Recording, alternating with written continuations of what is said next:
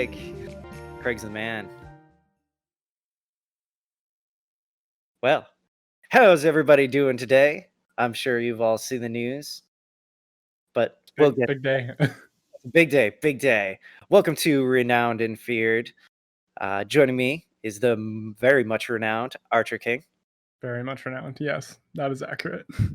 I am not feared yet, but someday the world will know. That sounds so angsty. I told you that the feeling of Slanesh is creeping back up on me. Shit. Okay. No, I think I've gotten more into Nurgle now. I've been diving deep into his philosophies. Oh, I see. And Nurgle calls to me. Anyway, you're joining us today. We're going to be talking all about Bretonnia, Alberic de Bordeleaux. Thank God it's a name I can pronounce. I mean, yeah, like it's probably the second hardest French name. Like Fey enchant. Jesus, never mind. Forget I even said that. Yeah, Alberic's way easier to say. Oh wow. Yeah.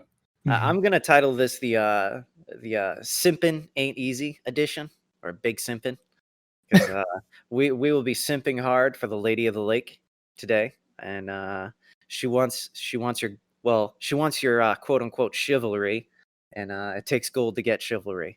So I hope everybody's ready for that. So Bretonnia. If you've never played as them, because I have never really, I only dabbled with what's her name, Leoness? Rapunzel? Yeah, Rapunzel. Kind of like Rapunzel. I didn't play her campaign all the way, through, but Yeah. I have done a fair amount of campaigns down in the Southlands. So when Archer asked if to pick a Bretonnian faction, I decided to go with Alberic. For one, he's got a cool trident as his coat of arms, kind of badass, and he's got the colors of my high school, blue and gold. Wow, fancy. That's why. No. Honestly, if you scroll through them, I mean, I find Alberic the most aesthetically pleasing. Out of them, the Fey Enchantress, I have barely a desire to try. I mean, eventually. Mhm. But I like Alberic's faction effects, and mainly just his faction effects, because I don't know about you, but I turned him into an economic powerhouse towards probably even the mid game. I was rolling in it.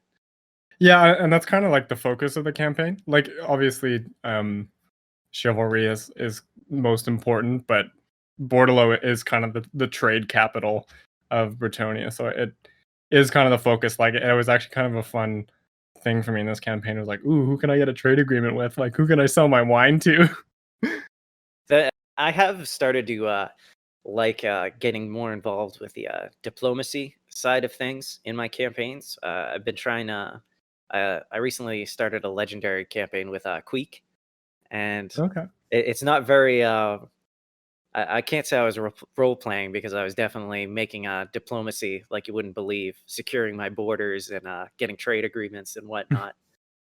But anyway, you mentioned chivalry. That's what this campaign is all about. The goal is to get to, I think, 2,000 chivalry.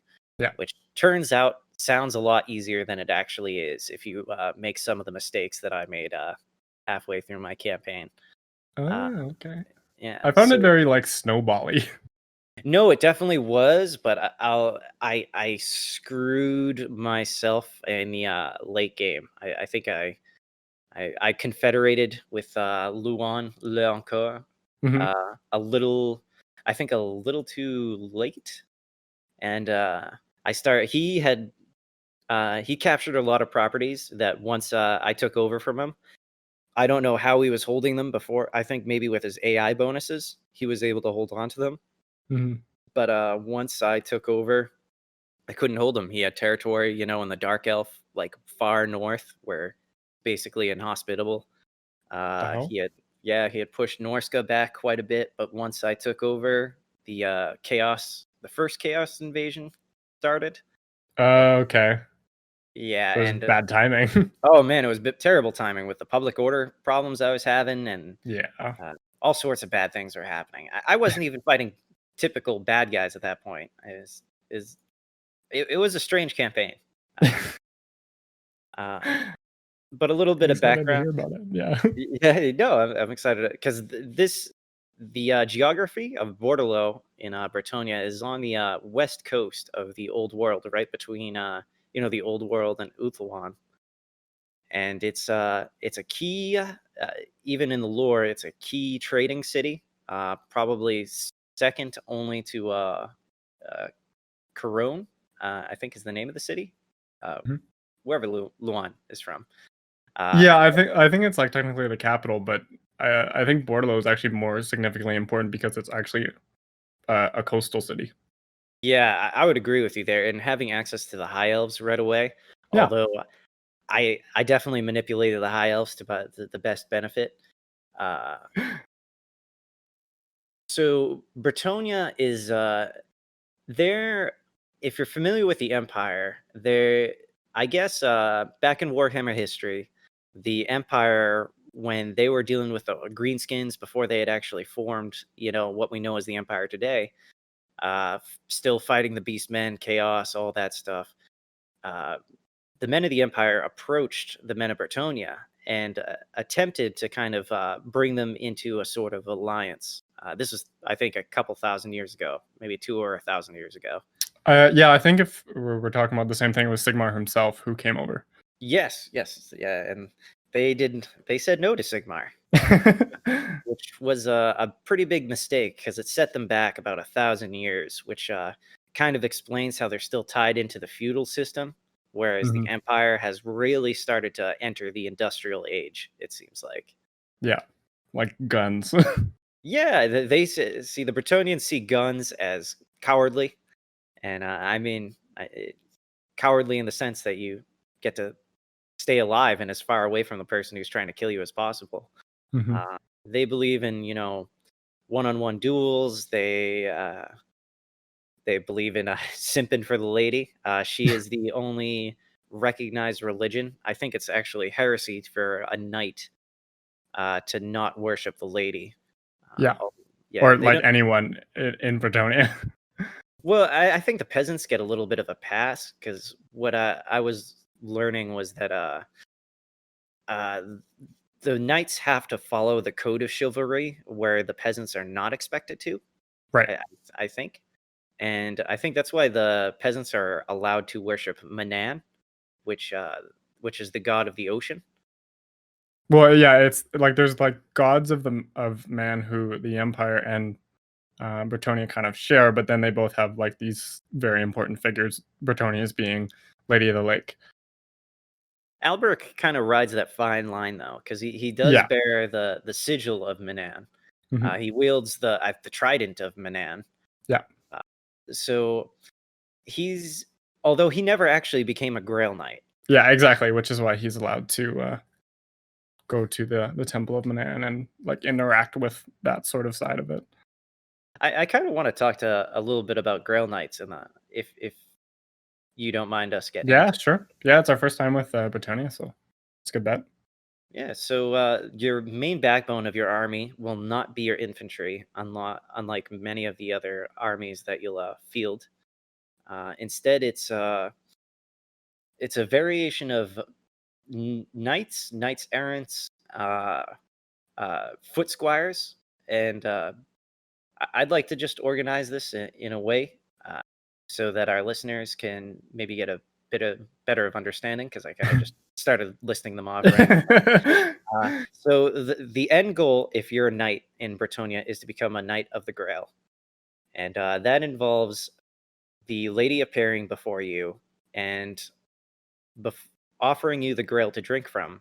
But at the same time, when she appears to you, the Green Knight shows up, and the Mhm. Green Knight is this. He's the ghost of Bretonia past. I think it's theorized or it was confirmed that it's Luancour's, I think, grandfather, or it's apparently the end times of Warhammer, which I know very little about, confirmed Mhm. that the Green Knight is Luan Loncour's, like, let's just say ancestor. I know his name. I didn't know he was directly related to Lewancourt, but yeah, I'm gonna butcher this because I'm horrible with French, but Gilles Le Breton.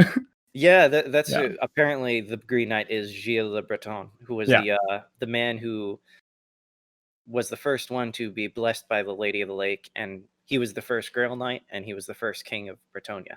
yeah. So essentially, the unifier of everything. Yeah, Bretonia is much inferior Sigmar. So the Grail Knight being the end state, you have at the low end of the knighthood, you have the foot squires. Mhm. So if you are lucky enough to be born a noble, you start off as a foot squire, and these are your with Alberic, you have easy access to them. They don't they have some armor. They are Mhm. anti-infantry and armor piercing, Yeah. and I'm pretty sure they're the only armor piercing footmen that you have access to. Yes. Yeah. In the very beginning, like in your opening kind of several moves, they are fairly. I found them to be very useful, and I liked having them around. Hmm. They tend to tear up through people quite easily. Alberic has a special building that allows you to basically bypass the construction tree for the footmen. Yeah. Uh, but after you once you're a foot squire, your goal is to eventually go on an errantry war, and you become a knight errant. And that's when I presume, go on a crusade to the Southlands or wherever the crusades were in your What? lifetime. Yeah. Whatever's happening, whoever's attacking Bretonia. You got to go attack the heathens. Mhm. Bring the word of the lady. Yeah. And so I I've heard from different sources, because I guess there's not too much background on Alberic. He either stopped when he was a knight errant, or when he made it past that to a knight of the realm. He basically found out, I think his father died in Bordeleaux, Yeah. and Who was currently leading or was the current duke? yeah, his father was the current duke, and when he passed, uh, the next step after, so you go from knights errant, you graduate from that to the knight of the realm. But once you decide that you're going to go after the Grail and become a Grail Knight, you become a questing knight. And when you become a questing knight, you have to give up all the rights to your property and your land.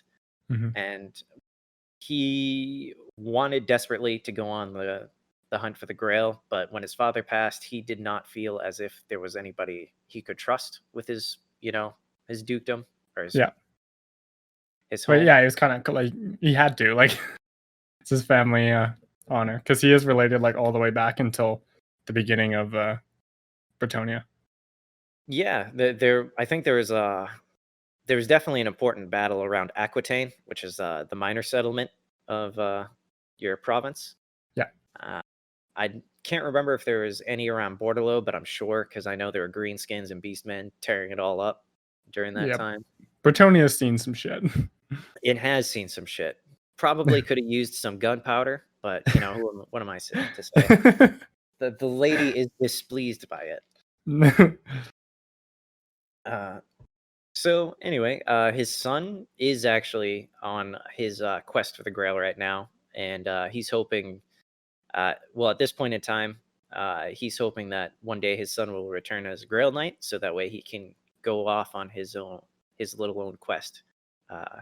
But in the game, you get to go on your own quest for the Grail. You can just ignore all of that. Yeah, he left Bordeleaux in my trusty hands, and Yeah. it grew and blossomed. Well, Oh, I see. yeah, So when his son left and he was looking for a steward, you become the steward. yeah. It's That's so meta. it is, and bizarrely enough, that might be a derivative of my last name. It's not exactly Steward, but it's close to that. Or Close. yeah. So I come from a long line of stewards. uh, so anything you'd like to throw in right there before we go into or if you'd like to lead us into chivalry, how that functions as a part of Bretonia. In game? If you, oh, maybe if we're not ready, would you like to talk about chivalry a little bit? Just I in general. mean, yeah, like I don't know how to really describe it. Like it's medieval France basically is I mean what Bretonia is based off of, but um chivalry is just defeating um people who would do you wrong. Like essentially it ends up being greenskins or chaos or Norska is another big one. I think the And game even punishes you if you go to war with other Bretonian factions. oh really? Yeah, I mean, I don't know about you, but on my quest battle for Alberic, you have to face off against a rogue Bretonian. Hmm. And upon completion of the quest, he got like a bad character trait and lost some chivalry because of it. Oh really? So Huh. maybe it's not guaranteed every time, but Yeah. I had a few characters pick up some pretty hilarious negative traits that I've never seen Yeah. before. Yeah, it was kind of interesting because I don't really recall any other characters in Warhammer getting bad traits off the top of my head. I remember it happening in like Rome too. Happens in medieval too. Like, Yeah. was it my favorite one was I had I think a priest that was secretly a woman or something like that. What? Yeah. Yeah, you can get some truly bizarre ones that are pretty great. I just got a bunch of pervs. Like that was 90% of the ones I got. Just people sitting in places with taverns too long, so like the trait is literally called perverted. Oh no, no, I was speaking. Yeah, I got perverted too on the Fey Enchantress, which which I knew from the start. I mean, the Fey Enchantress, real quick. If your child is born with any magical inclination, she comes and takes them away when they're little children. The women come back as damsels, and they'll be your casters, and nobody ever hears from the boys ever again. So there's some shady shit going on there. Hmm. I see. Yeah, yeah. She puts up a good front, but I see through her games. It's been So yes, revealed to me. it has been revealed to me. So chivalry is the name of the game in this campaign. Even though it's on Mortal Empires, you do have quote unquote a more manageable end game where your goal is not to. I mean, you really don't have to destroy any other faction Nope.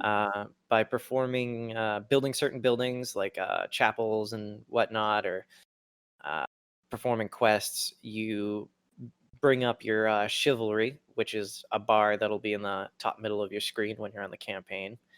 And as you do more chivalrous actions, like raising settlements as opposed to sacking them, because burning something to the ground as opposed to just robbing the place is somehow more chivalrous. Different. It's a different. Don't question it. Yeah, don't question the lady. Yeah. So as you become more chivalrous, you get leadership bonuses. I think you get recruitment bonuses for your Yeah. knights. Yeah. But the leadership buffs definitely stack up considering your peasant economy, which I'll just kind of phase into right that because there's Yeah. not really much more to mention about chivalry other than you get to the top of the bar and it triggers the final battle for your faction. Yeah. Yeah, people know what chivalry is. Oh, well, I mean, you think you know what chivalry is, and then there's some. Uh, Selling your prisoners is not chivalrous. Executing Mhm. them is, so. Yeah. Holding the door for someone. Uh, Chivalrous. yeah. Milady. Yeah. Uh, so one thing I did like that was kind of it, it made the human faction of Bretonia take added a little quirkiness to it. I'll say Mm. is the peasant economy. Yeah. Uh, I'll try and describe it, and then I'd like to hear you describe it because Yes. it's a little difficult to explain. Mhm. There'll be a number next to your chivalrous bar up there, and it will tell you how many peasant units are available for you to hire before you start affecting the economy. Mhm. Now, the one thing I do love about the Bretonians is that their farms make a stupid amount of money. And I think Yeah. that's because they don't pay their workers. I mean, like, you don't have to pay peasant mobs either, so I think that's kind of the idea. You don't have to pay for peasant mobs. I think unless you take too many of them. I think if you exceed your peasant economy, that's when the upkeep starts going up. Some bad things happen to your economy. You kind of wanna. It's a very simple, maybe food mechanic, like Yeah. compared to the Skaven. Yeah. Yeah, Yeah. Just keep and it at this balance, essentially. yeah. So I think the game kind of pushes you into having more knightly units since they are not considered peasants. Mhm. And because your peasant army are really they're kind of garbage. A, Yeah. a lot of them end up dying. They'll run away. You'll have to send them back to the fight. Mhm. Uh, but Yeah, it's a low leadership faction outside of, um, the cavalry, which is gonna be the core of your army. yes, the knights high leadership. Best all around. But your infantry, you can't really depend on them. They're not even really trained. Yeah. Yeah, the best you get is essentially, like, mid-tier, I'd say, like, if that, like, 3rd level is pretty much it. Like, even foot squires, which is technically a 4th tier unit is I mean, like, they'll lose to great swords, like, if we're comparing directly, and the great swords themselves aren't even that good of a unit, so it's yeah, your infantry is at best mid-tier. Yeah, mid to low tier. Yeah, I mean, you most of get it some. being low. Yeah, you get some pole arms, which are useful against other cavalry. Yep.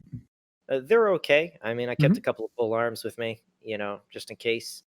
Yeah. Uh, the archers are pretty good, especially against undead. You can get regular archers. Mhm. This is keep in mind these are still peasants. Yeah. You get fire archers and you get pox archers, which are Mhm. poison archers Yeah. essentially. Yeah. Very good against humans, essentially, and, like, elves, basically. Yeah, I thought it was kind of fun to have those. No other faction has fire arrows, or I mean, the Skaven have poison stuff, but Yeah. I don't know. It's kind of cool. Yeah, like, it was kinda cool because at one point I went to fight, Heinrich Himmler, and I was, like, recruiting an army for it, and I was gonna grab archers, and I was like, "I have fire arrows," like, and they're like, the difference between just, like, the straight archers and the, peasant bowmen with fire arrows is a big difference, like, because undead are weak to fire. Yeah, I actually liked having that option. Mhm. Right before I'd go, when you kind of build up an army based around the enemy you're going to face, like that Mhm. definitely entered into the equation. It's like Yeah. no other faction I think has easy access to fire, which Other than, like, fire magic, yeah. other than yeah, well, fire magic you can only set off every so often and very, I guess situationally dependent. Right. Whereas the fire archers, you get a bunch of volleys and yeah, suck on that, Red Duke. Yeah, yeah. This one's for you. Yeah. Uh, so I don't really know what else to say about the peasant economy. Mhm. It's pretty. It can confuse me the first time when I was new to Warhammer, but after I've dabbled in a lot of the different factions, it's very straightforward. You can unlock technologies that give you more access to more peasants because they are fairly cheap. Yeah. Uh, and good to try and just draw attention with. Mhm. Uh, what else good? As you capture more settlements or I guess confederate with other settlements, you get a higher peasant economy. Yeah. So that eventually it doesn't become an issue. But in the very beginning, you do if you want to be as a if you want to consider the economy as much as I feel like I did, you take it to the limit and you don't exceed it, and then you don't have to suffer those penalties. Yeah.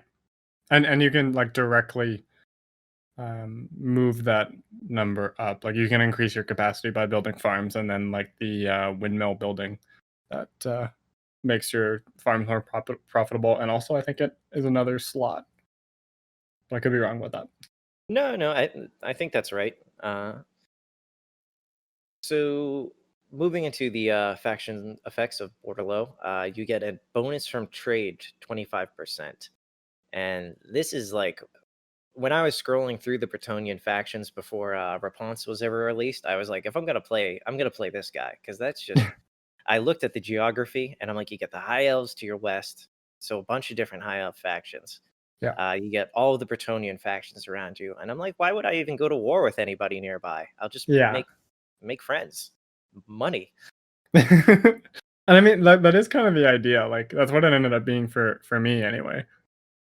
Yeah, it's actually kind of difficult to figure out uh, who to attack at a certain point because I was able to stabilize my relationships with every Bretonian faction before I confederated them. Yeah. So outside of the quest battle, I never actually fought another Bretonian faction or was even close to it. No. They don't have a horrible aversion to you. And some of them Mhm. start a little bit better, but for the most part, they're gonna be asking you for non-aggression pacts and trade agreements, and you don't have to instigate too much, I found anyway. No, I mean sometimes I would just if I saw like Baston or Paravon was at war with somebody, Mhm. excluding the High Elves because I had it in my mind. I'm like, I got to be friends with at least one of the High Elf factions. Gotta I just contribute to the order tide. Yeah, and I just didn't feel like going into that enchanted forest and getting bogged down because I know your movement speed drops to like nothing in Oh, there. fuck me, yeah, that's some PTSD. Yeah. I did So yeah, we'll talk about that in a bit, but I definitely did that. I'm glad I didn't have to. I mean, I had my share of problems, don't you worry. But yeah, I didn't feel like dealing with that. So, you know, I was gonna go to war with Kemlar eventually. So it's like, why not declare war on him right now and just Yeah. up my relations. You know. Yeah, especially when you have that buffer.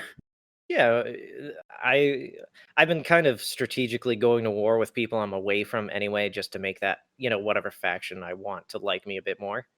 Mm. It's just a Yeah, way of no, dealing it's a good with it. way.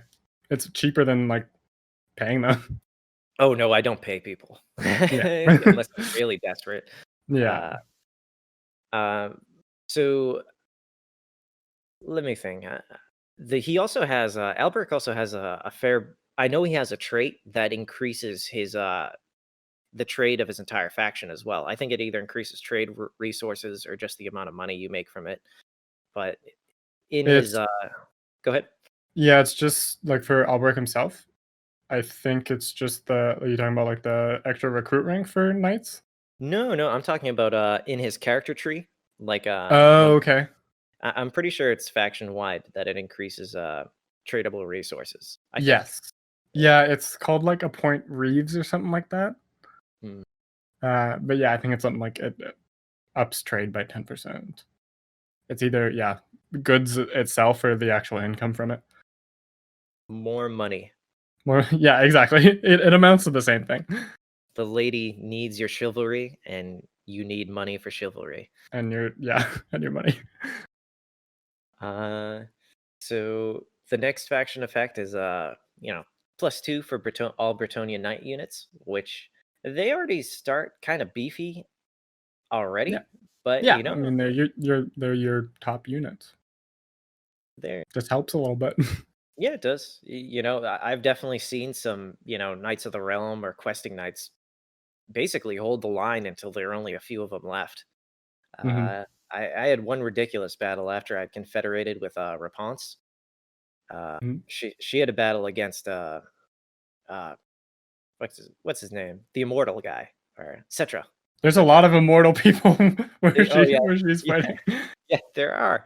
I was in a big fight against Settra, and it was basically down to her unique legendary hero that she's with, Henry, and yeah.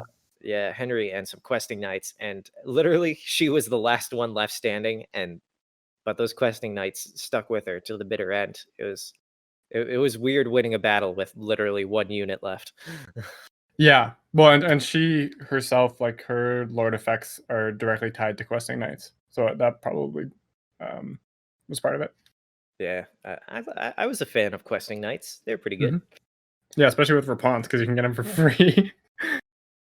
I I think I kind of blacked out when I was. There were wars on every front. I was like moving pieces around left and right at a certain point.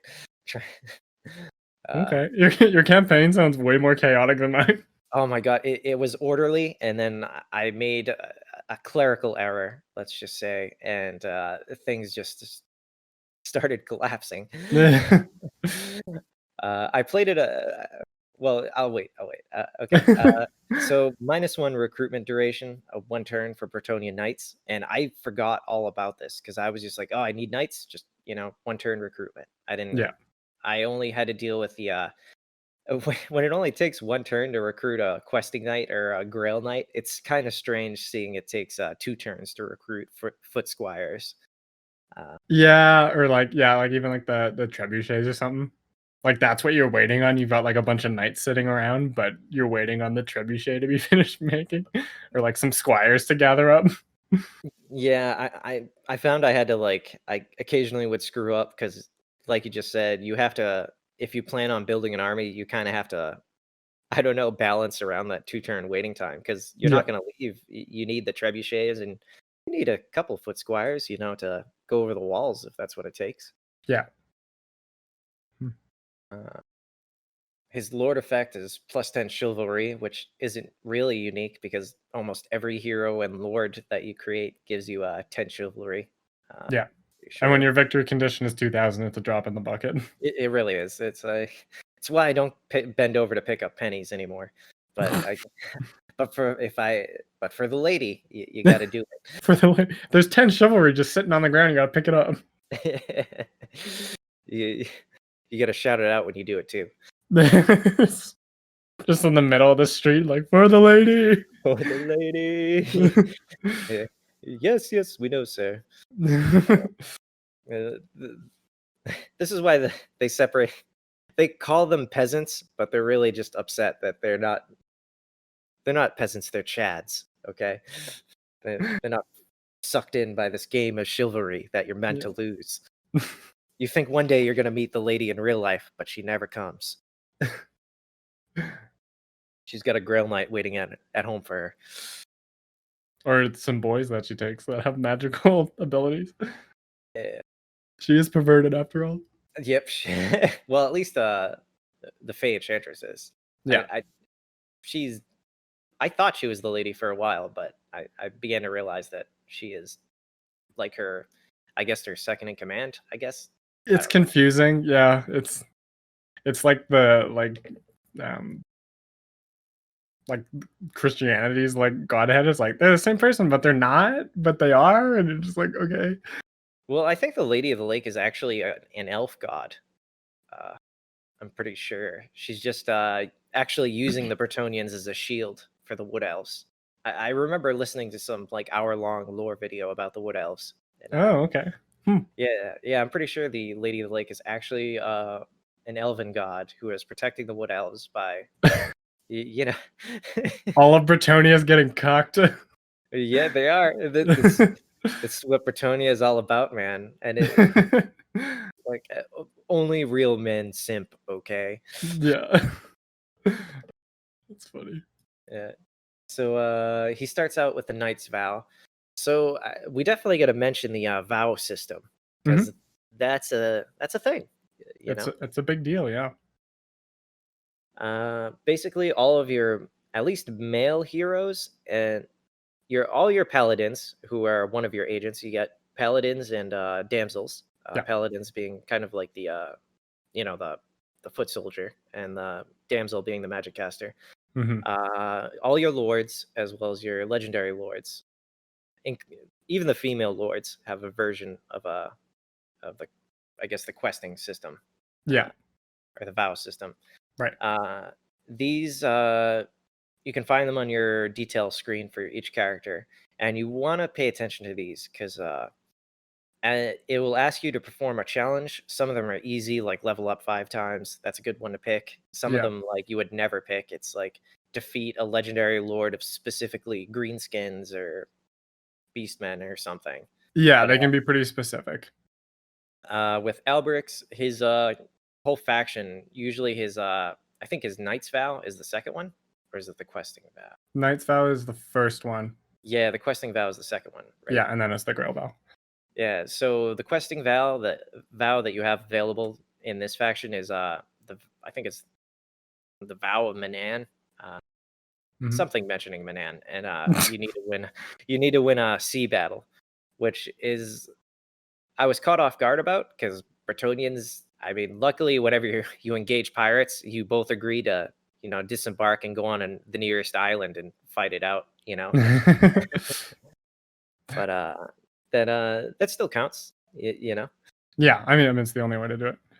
Yeah, I think I ended up just sailing to like a treasure or one of those islands and just battled Yeah. it out, and I Yeah, was kind of surprised it counted.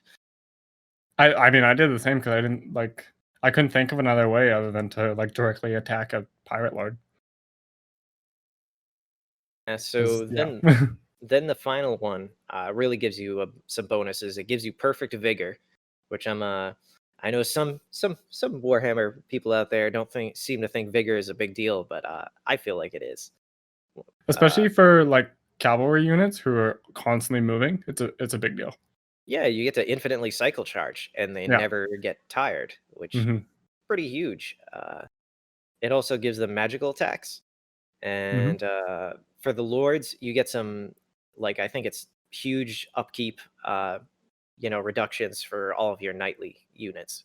Except for like Grail Guardians, I think.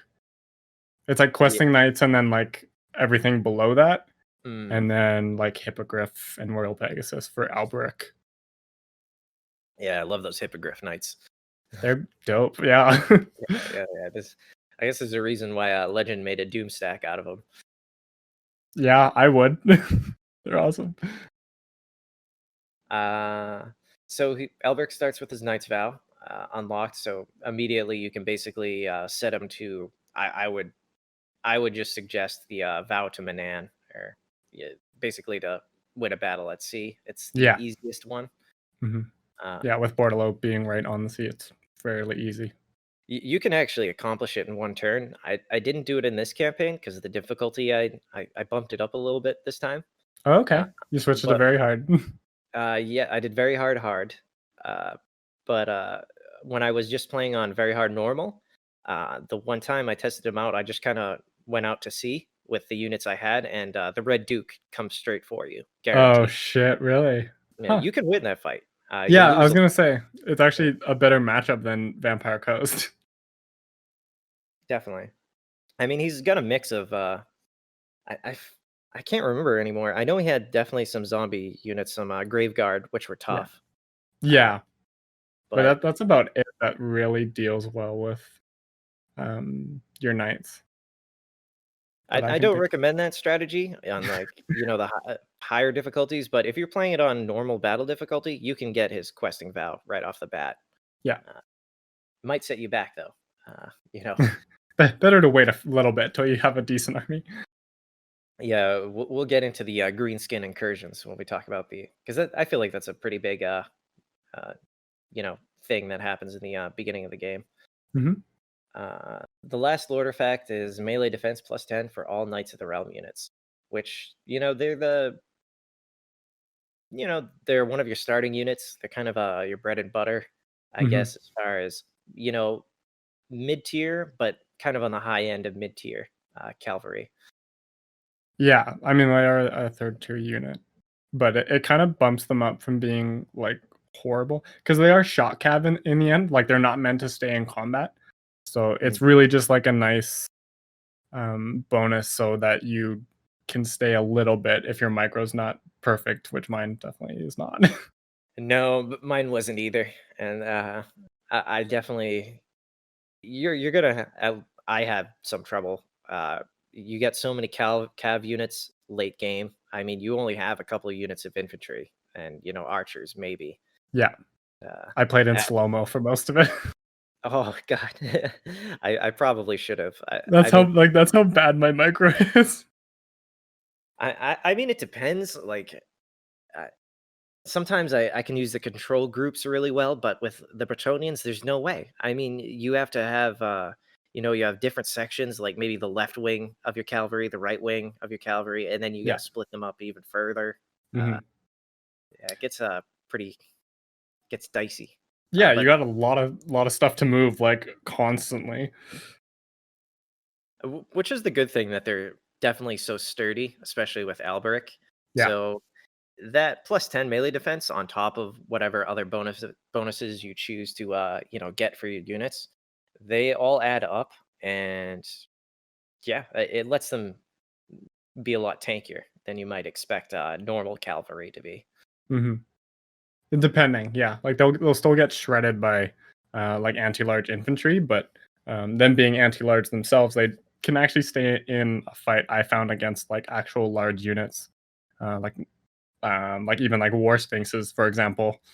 I Oh could yeah, let them stay a little bit, but like you obviously don't want to leave them there because they're not living up to their what they should be doing anyway. Like shock cav is meant to be just be riding around constantly. So yeah. I mean, if they have backup like archer support, though, I found, yeah, you could kind of send them in there, forget about them for a few, like a minute or two, pull them back out, and yeah, yeah, they'd be okay. hmm, yeah. Uh, So that's the melee defense. yeah, that's the melee defense. Let's get into the campaign here. Hmm. Uh, so when you start off the game, you've got the your capital city of Bordeleaux on the west coast, and slightly to the southeast, you have Aquitaine, and then just east of that is Massif Orcal, which will be the what Archer informed me will be the starting location of Grom the Paunch. Yeah, Which, yeah. It was kind of funny when I was playing it, because the game gives you a quest to defeat greenskins within the first couple turns, and obviously there isn't really a greenskin presence that's even close, other than like this one settlement that's just like smack dab in the middle of Betonia. So it's basically like pushing you towards that, and it's just like an NPC faction at the moment.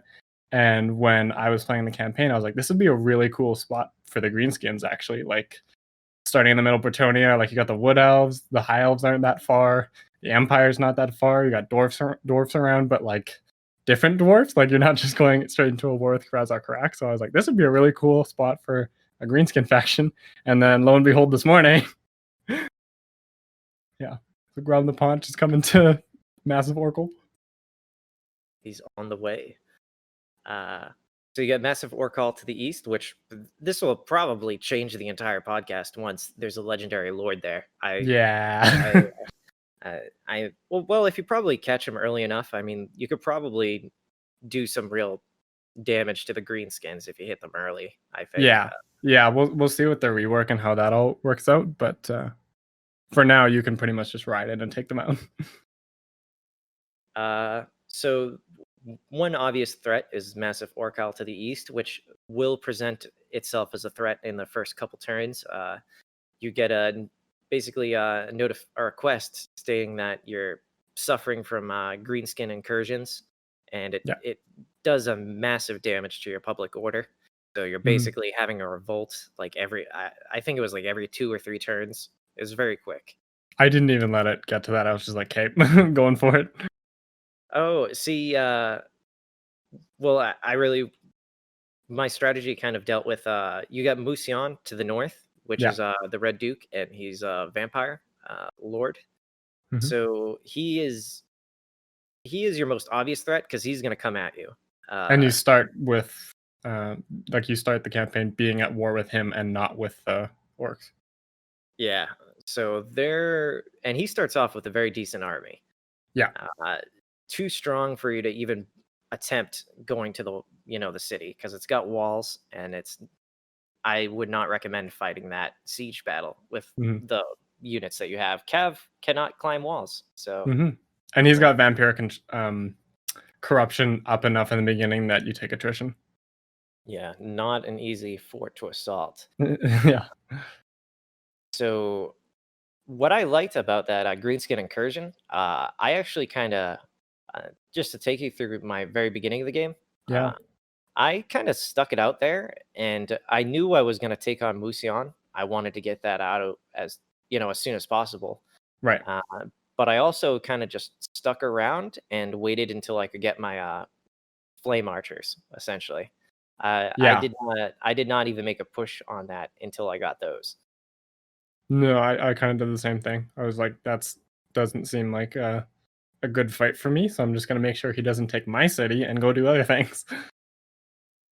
And he will come for you. Like I feel like the auto resolve favors him. I mean, the Graveguard are no slouches. He's got Yeah. Graveguard. I what are the mounted Graveguard? Are they like just Black Knights or? The Blood Knights or the? Yeah, I think that's the high-end cavalry for the vampire counts. he Blood Knights? definitely starts with at least two of them. Yeah, he starts with some like a decent answer for your cavalry, actually. Yeah, I mean you'll win. You'll win that fight, but it'll take you some time, definitely. Yeah. It helps if you can get some fire archers hitting them in the side or the back. That'll help you win that fight very quickly because anything with regeneration or undead units in general are very susceptible to fire. Well, vampire counts specifically, like Tomb Kings aren't, but or not as much anyway. But yeah, vampire counts are super susceptible to that. So while I was kind of waiting around, the Red Duke kind of would launch. I think he came at me kind of early, and I fought him off because I had the garrison of Bordeleaux. Like I waited outside and Right. thought he was going to have a good matchup, and I beat him there, and I killed actually the Red Duke in that first fight. Oh, okay. Yeah. So, but then I had no forces left to really pursue. Like, I was worried about the walls and building the building for the trebuchets is very expensive, and also you really can't do anything until your settlements level up. You're very Yeah. you're very Yeah, restricted. it's just very susceptible. Like you do have that, like we talked about last time with Noctis. Like that's straight between Ulthuan and Bretonnia is like Pirate City. So you kind of have to worry about that, and then there's also like Lucian's like right there. It's like a turn away from you, so you can't really go anywhere. No, Musion, if they have an army sitting there, they can get you at any time. They're an immediate threat. You get a quest very early on about I think there's it talks about how you noticed something's been stolen from the tombs beneath Bordeleaux, I believe.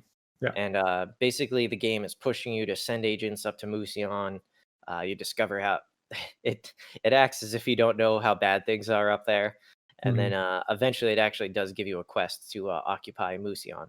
Yeah. So it is definitely the microcosm of your first several turns is basically you and Musion, as well as the greenskin rebellions that are constantly going to be popping off. But I like that. The matchup for Bretonians and greenskins, at least if you hit them within a turn or two, other than Doom Diver catapults, the matchup is very, very good. Yeah. If they have cav, if they have cav at all, their cav is very slow.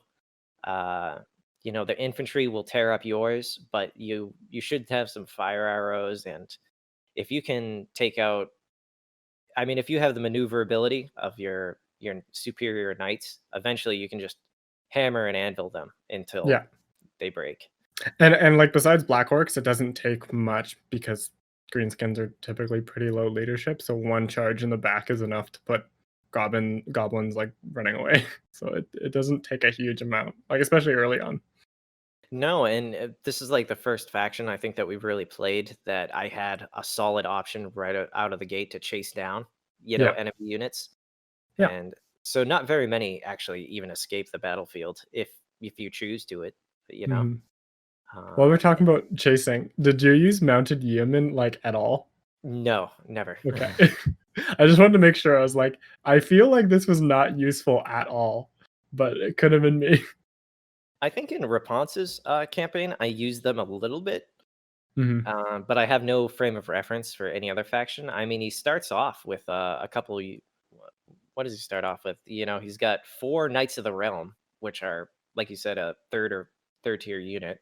Yeah. And he's got a random Knights Errant in there, slightly inferior to the Knights of the Realm. So you don't, as long as you keep those guys alive, they are gonna beat almost any large units that come your way in the very beginning. Yeah. Yeah, like it makes up for the fact that you're going to be getting like peasant mobs and like very bad infantry in the beginning.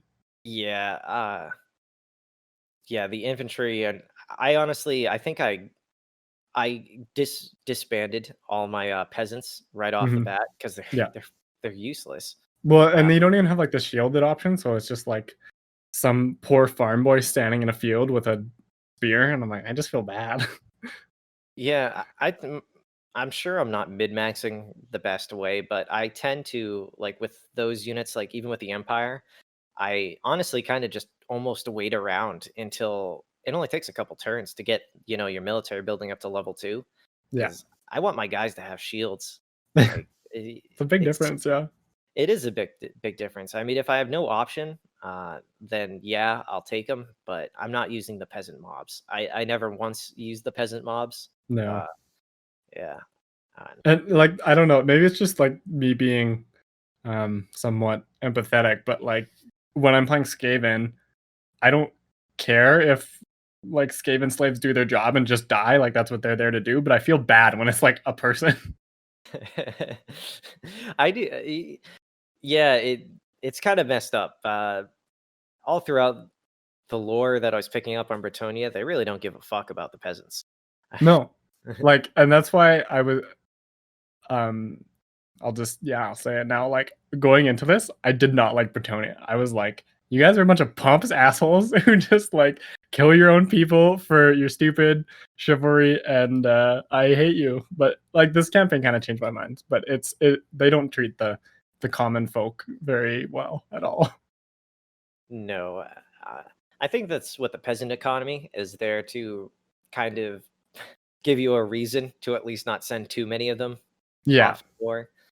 Uh, yeah, but y- this is a cavalry based faction, and those poor peasants, man, Those they poor get torn up. peasants. They get torn up in every fight. I Yeah, mean, there's not a whole lot to them. I mean, under the peasant mob description is meat shield. So Yeah. you think of Skaven slaves as meat shields, Yeah, but exactly. not he's Peasant got a mobs make family. me sad. Yeah, they've got families back home, Yeah. and you're just like, grab your pitchfork. We're going to fight some orcs. Yeah, exactly. It's awful. The dead have risen from their grave. I mean, we're not going to give you any real weapons, but Yeah. Well, oh, and we're also not paying you. I get free upkeep, so we're not paying you either. yeah. Uh, For the lady. for the lady, something tells me those people aren't as excited about the lady. I mean, Uh, yeah, like even their like the unit picture is just a very upset peasant kind of like loosely holding a pitchfork, just being like, are you fuck my serious? life. Yeah. Uh, so I actually found that Alberic got power leveled really quickly. I can't remember how many levels I kind of went through, but when I was waiting around, I wanted to have at least one trebuchet before I took on Musion. I don't Mhm. think I ended up waiting for it because I got lucky. Their army did their calculation where they thought they were going to do much better than they actually could, Yeah. and the fire arrows did their work. But every time I tried to step away from Musion, and even after I captured Musion, like I had the vampiric corruption in Musion, which was causing a rebellion like every 2 or 3 turns, and then a rebellion down in Bordeleaux every turn in between that from the greenskins. Okay. I was You kind of like let that quest go, the greenskin one. Like you waited a couple turns to go. Yeah, a couple turns. I mean, I didn't sit around for forever, but I drew it out a little bit because there Okay. was so much experience, and I wasn't trying to game the system. It just kind of happened organically. Yeah. At least it felt that way.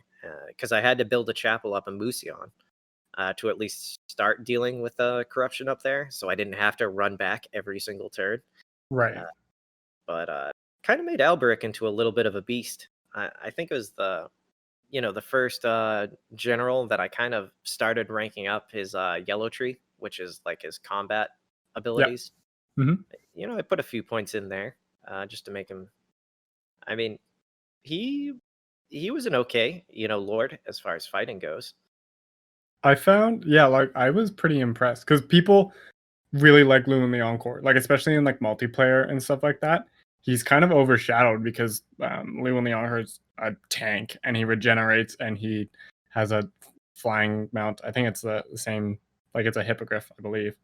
But yeah, people don't really talk about Alberic, but I found him to be a beast in combat. Like he lasted a lot longer than paladins that were way lower level than him, and his anti-large, like I literally have screenshots of him like soloing Gold Chevron Frostworm and a Mammoth War Shrine.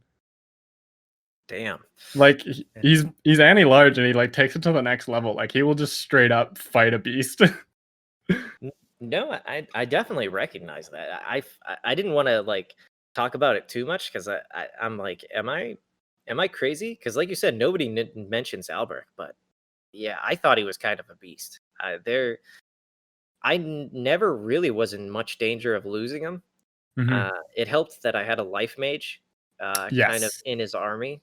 Yeah. So if it did look like he was in danger, I forget the spell right off the top of my head, but just cast a healing spell on him and his bodyguard of like 2 paladins. They were, never really in danger. No, like, yeah, I think he's kind of underrated. Maybe it's just like Llewellyn the Encore is just better for the same price, but yeah, Alberic's not a slouch. He doesn't have regeneration. It's not a big deal. He's got a fucking trident. Yeah. It doesn't seem like it'd be like that great in combat, but apparently it works really well for him. I mean, it worked for Brick in that movie. I can't remember what it is. Anyway, it's an enchanted trident, and you know, Manan's trident. Manan's trident, and you can cast a spell that causes the ocean to rise up in a wind spell. Yeah, his legendary item. Do you want to go straight into that?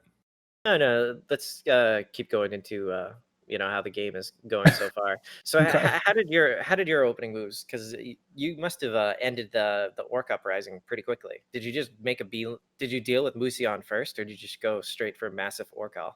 I went straight for the orcs because I don't know how it was for you, but the Red Duke kind of just sat in Musion with a 20 stack, and most of it was like higher tier units, like not crazy, but it wasn't just like 20 zombies, right? Yeah. So that combined with Bretonia being mostly cavalry, I wasn't super keen to attack more troops sitting behind walls. And the orcs was just like, I'm gonna have to deal with it anyway. There's a quest for it right now.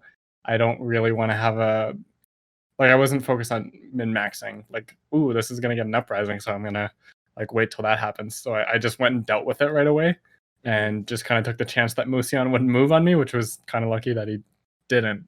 I did come back to like a revolt, but yeah, just went and raised massive Oracle in like a turn, and then rode back. And for the next couple of turns, while I waited to sort of get a second lord and also make sure Bordeleaux was somewhat defended, I just kind of sat around, made sure like got myself to a 20 stack, and then made friends with everyone in Bretonia essentially.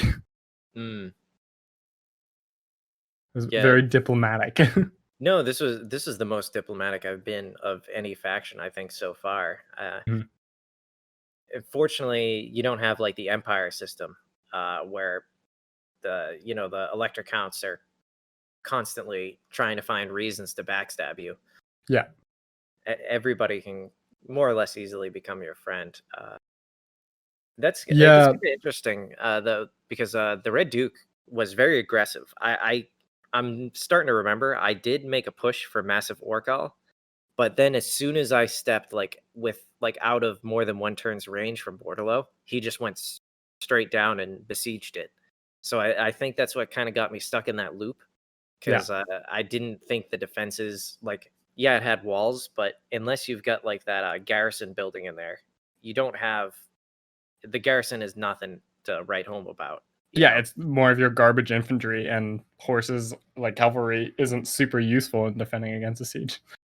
No. So I think that's what ended up drawing me into that cycle of fighting them off in the field and then having to turn around and go deal with the orcs. All the while slowly making friends with the surrounding dukedoms and also researching the technologies. Because I just want to mention that in the technology tree, there's it's almost entire. They've got sections almost entirely dedicated to diplomacy and confederating. Yeah. Like you. Well, Yeah. yeah, I didn't realize it when I did it because I noticed in diplomacy, I was like, oh, you can't like just offer a confederation. I was like, that's super weird because I thought that was kind of the goal here. And then, yeah, obviously it's in the technology tree, but I didn't realize that it was gonna literally offer me the chance to confederate because I thought it was just gonna open up that option in the actual diplomacy, but it was just like you get to the first one I did was like Artois, so it just offered me the option. I was like, "Oh, okay. I guess I'll take it." Like, Yeah, I think it asks you if you want to pay 5,000 to get the opportunity, yeah, but you can say no and then still offer the confederation, which is yeah, what I started doing because I was like, you know what, I don't feel like taking this on at this time, and I said no, and then I just checked the diplomacy, and I'm like, well, it's still in green, so I mhm. guess I'll just take it for free. Especially because you get like chivalry from saying no to the actual thing, like the actual Y- option. Yeah, but you can be a two-faced son of a bitch and just Take the uh, free chivalry and then get the confederation anyway. yeah, without paying for it. Yeah, easy. The lady would approve, or she must approve, or else I would lose chivalry. She didn't say anything, so Yeah. Uh, there are other things that decrees that affect negative relations with the filthy greenskins, the Norskins, and that all give you bonuses against particular armies, Mhm. vampire counts. It also sets you up to gain extra chivalry and extra experience when defeating them in battle, as Yeah. well as giving you certain bonuses that are relevant to those armies. Mhm. Which is actually like pretty significant. I was kind of surprised, and it does make a big difference, especially if like Wolfric decides to come down and start raiding you. You get some bonus chivalry just for like telling him to fuck off.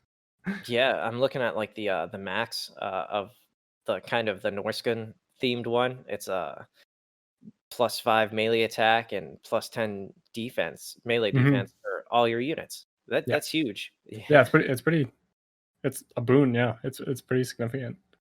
And the only penalty is -50 with Norska, and you're never going to be friends with them anyway. Yeah, like it's not like you're gonna offer them a trade agreement anytime soon. So No. No. Uh, yeah, that's kind of I would have to say that kind of the whole opening gambit is just dealing with Musion and Massive Oracle. yeah. Not a lot was going on. I would like to mention, don't make any deals with the High Elf faction Clothique, I think is their faction name. Yeah. Oh, yeah. Yeah, they will come at you hard, being like, hey man, hey buddy, you're just sitting over there, want to make a trade, but it's a fool's gambit because inevitably they're gonna piss off Alariel or Tyrion. And Yeah.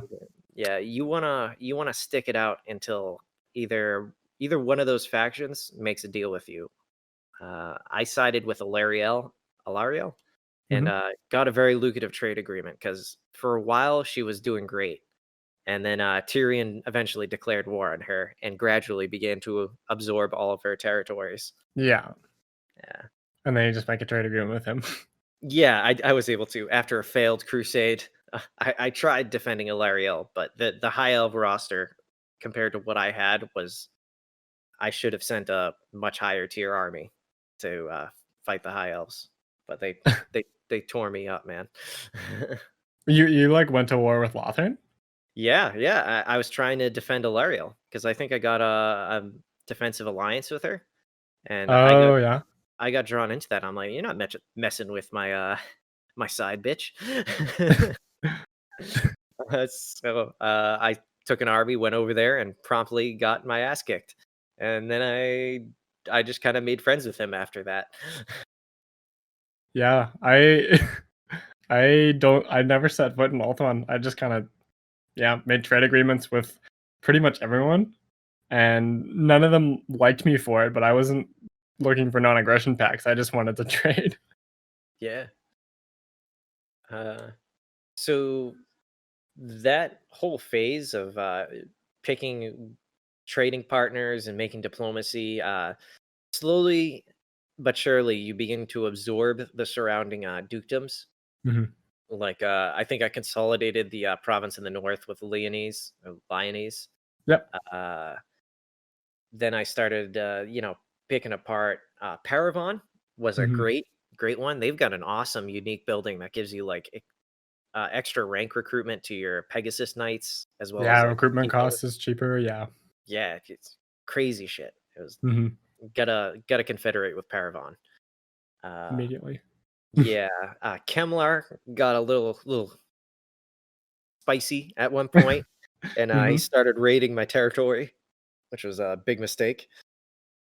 Mm. I think I killed him very, unceremoniously with like just a regular lord that I had, defending the area.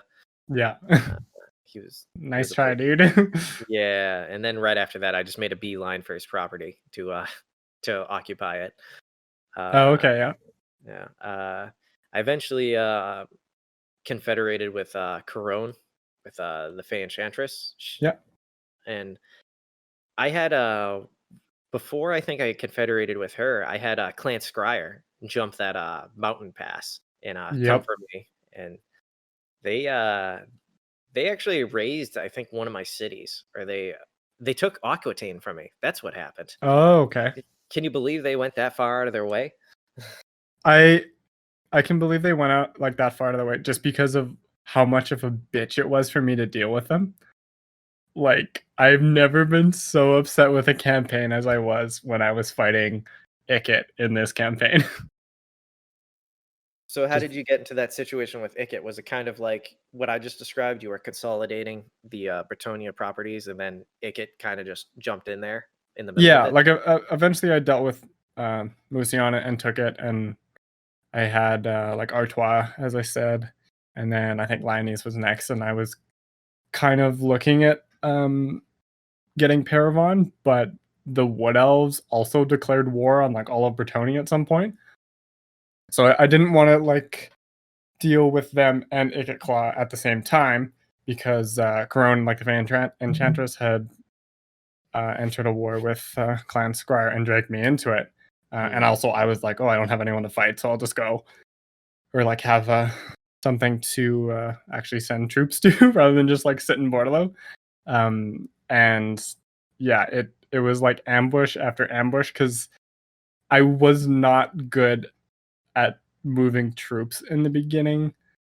Like my play as Bretonia was really awful. I'm sure it would just be like cringy to watch back because I just wasn't good at moving the cavalry around. It took me a long time to figure out.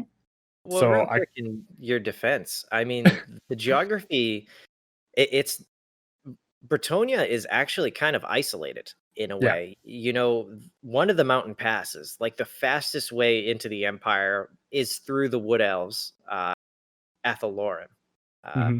like, and you can't go through there. Even if Yeah. you get a military alliance, which I eventually did, the territory, you still suffer attrition, and it still slows you down by a Yeah. lot. And, there is no underway. To the Hmm. north, you have to go through one of those fortresses, Helmgart, and then you're Hmm. right into the heart of the Empire. And it's like, are you really going to go pick a fight with, you know, the man himself, Karl Franz? Like, Yeah. no, you're not going to do that. And then you got Corone to your north, dealing with Norska.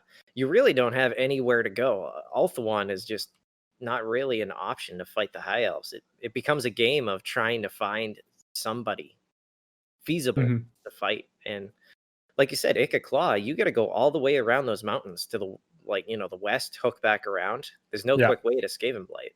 Hmm. And yeah, like the Enchantress was like pretty into it. Like she had several armies just going in repeatedly. Ikit had a bunch of armies like jumping around and ambushing her, and she did take that the northmost settlement, like where it sort of curves and you have to go like back around. Bilbali.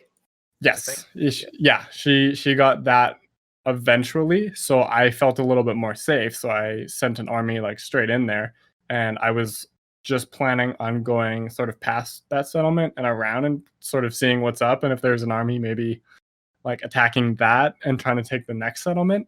Because I was planning on confederating her anyway. I was like, oh, I'll just get the settlement regardless.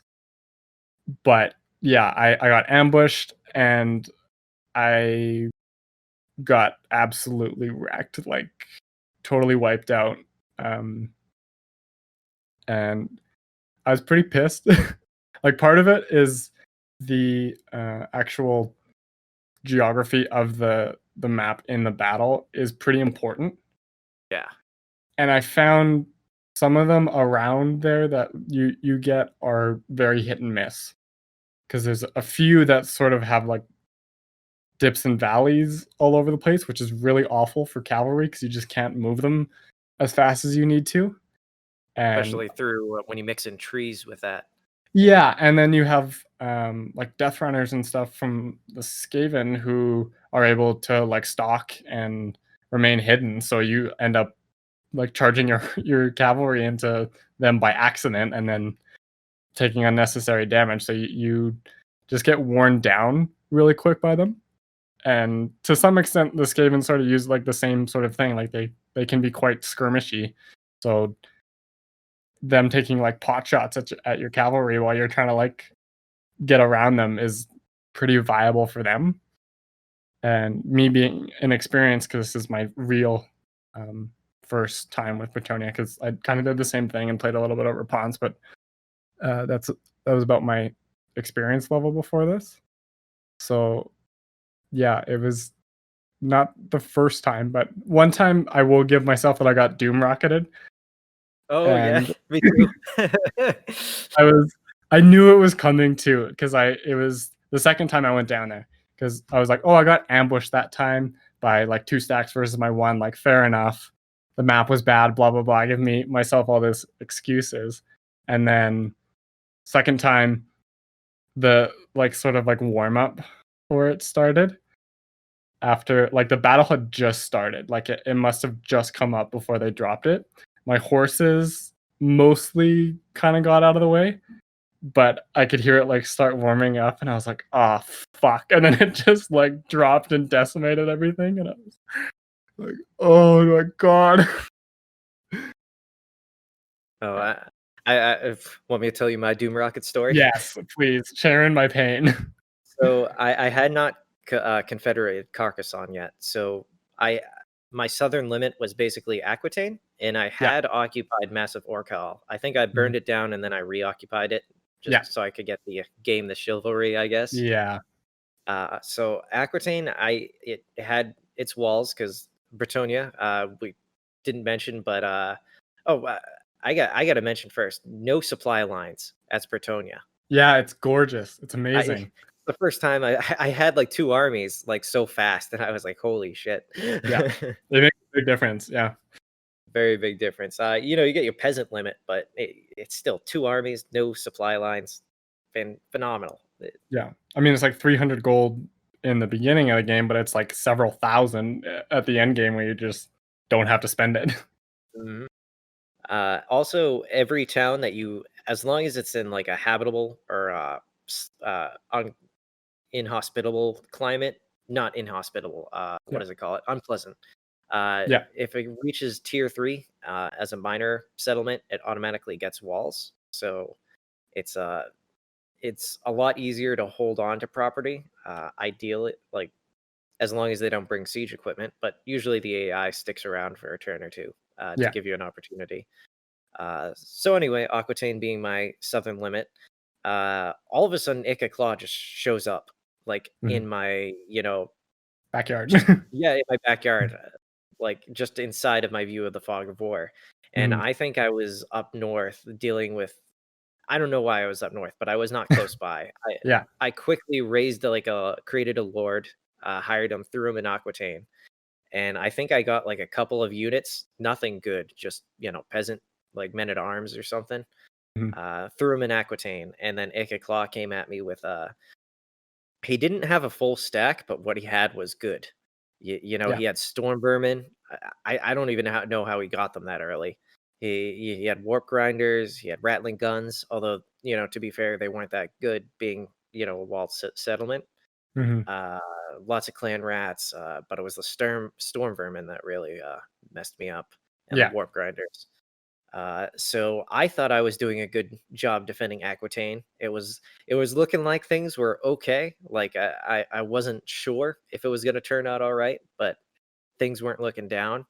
And I didn't realize there's a sound effect that tells you that thing is coming, because all of a sudden I see like 3 of my unit cards just disappear. Yeah. And I look at my town center where I had, like, you know, some backup units just waiting. There must have been 4 or 5 units in there waiting for that, because they were breaching the walls left and right, and I was pulling Right. everybody back. So it wasn't like they set it off immediately. I held the walls for a little while, had to give it up, and as soon as everybody just coalesced in the town center, he dropped that nuke on me, and and Shit. and he burned Aquitaine to the ground. And I considered like starting over, because I was so pissed off that I don't like losing cities, man, especially Yeah. in the beginning. I was like, you cheating son of a bitch. You came Yeah. all the way from Skaven Blight. How many cities did you pass by? Yeah. But I gotta mention, you know who got the last laugh, and you're never gonna believe it. It wasn't me. It was Astalia. Astalia conquered frickin' Skaven Blight. Can you believe that, with no help from me or Corcusson? Impressive, actually. Yeah, they own their major settlement in Margarita, where they Mm-hmm. begin. They own. They never. I don't know if they lost to Barrow and got it back, but eventually they took Skaven Blight, and I was so impressed by that minor faction. Yeah. Estalia got just wiped in the first. I don't even know. I never even saw them. That's So within 20 or 30 turns. honestly every campaign I've ever played that's been in the eyesight of Astalia. Yeah. I've never seen it like survive like I did in this campaign ever. Mhm. It does kind of exist for Ikit just to like run over, but damn, yeah, that's impressive. But yeah, that nuke dropping into my town center, it's the only time I had to deal with it, fortunately. Mhm. But I was, like I said, I almost started my game over when I lost Aquitaine. I was not happy. It's like it's fair under the game's rules. Like you're agreeing to them by playing, but it's just like so frustrating, especially when you're like think you might pull it. You're like, okay, I'm actually dealing with this, and then it's just like, no, fuck you. Shit. Especially like for me, because I didn't have any territory super close. Like I had to go back up to Bordeleaux to get another army. So it takes me like 4 turns to get anywhere close. And then they just get there and like immediately get flattened. And I was just like, okay, cool. I didn't play for like 2 days after that. I was like, no. I feel you, man. Went and ranted to my girlfriend. I was like, Bretonia is stupid. Oh my god, I was telling my wife the same thing when when I got into the end game. I was she kept looking at me and she's like, "Are you having any fun anymore?" I was like, "No, this No, is this work. sucks. This is work." I mean, like I'm glad I stuck with it, but yeah, it's pretty painful. Like more so, not as much as like Marcus was, because that was a bitch just all the way through. But this one had a little bit of light at the tunnel. At the end of the tunnel, it felt a little bit. It was less hopeless. We'll put it that way. It eventually became hopeless for me. Yeah, but I was more angry then than I was like losing an army to the lizardmen in Lustria. Oh, I got pretty upset later on. I'll tell you all about it. Mhm. The first I got the first quest battle that you do. Mhm. Did you get the trident first, or did you get the luscious locks of I gotta find where Alberic is right now on my map so I can find that other item. The braid of Bordeleaux. Braid of Bordeleaux. Is that what it's called? It is what it's called. Yeah, the Braid of Bordeleaux. Did you get the Trident first, or did you get the Braid of Bordeleaux? I got the Trident first, just because in my sort of like switching between like sending an army down to get killed by Ikit, and it giving me the quest because you just have to take Sartosa for the braid. Yeah. Like I just kind of wanted to push past Ikit before I even tried for Sartosa. So yeah, when I was like switching out armies, I just left Alberic with a decent army that he just recruited, and I was just like, oh, I'll just do the quest, and then hopefully that'll make Alberic a little bit better, so we can go fight the Skaven again. Yeah, there isn't much to say about the quest battle. I don't think you It's fight. hard. I I had an very easy time. I don't I don't know what it was. Maybe I think I had two of those trebuchets that were blessed trebuchets. Yep. Yeah, I definitely had two of them because I know you have to face off a mix of Bretonnian and Imperial troops. So they do Yes. have some riflemen, and they have two cannons or two Yeah. units of cannons. Yeah. So I basically set both like one trebuchet on one cannon and the other trebuchet on the other cannon, and Hmm. they kind of just engaged each other. Uh, you kind of, I thought it was kind of straightforward. I mean, I feel like I had enough cavalry. I definitely had more cavalry than they did. So, Hmm. and you have the superior cavalry considering all of your bonuses. So once you take care of their cavalry, like they send a small formation up to you with cavalry trying to get at your artillery. They also have riflemen backing them up, which did do a fair bit of damage. Yeah. But what was it that gave you trouble about it? I think I don't think I had artillery because in the beginning it's like, oh, the mercenaries are cowards. They sit on the hill and wait for you to attack. And I didn't have an answer basically. Like I didn't have a trebuchet. I just had mostly cavalry with a couple foot squires because I'd just gotten the army. So yeah, a couple of peasant bowmen, a couple of foot squires, and then mostly cavalry and Alberic.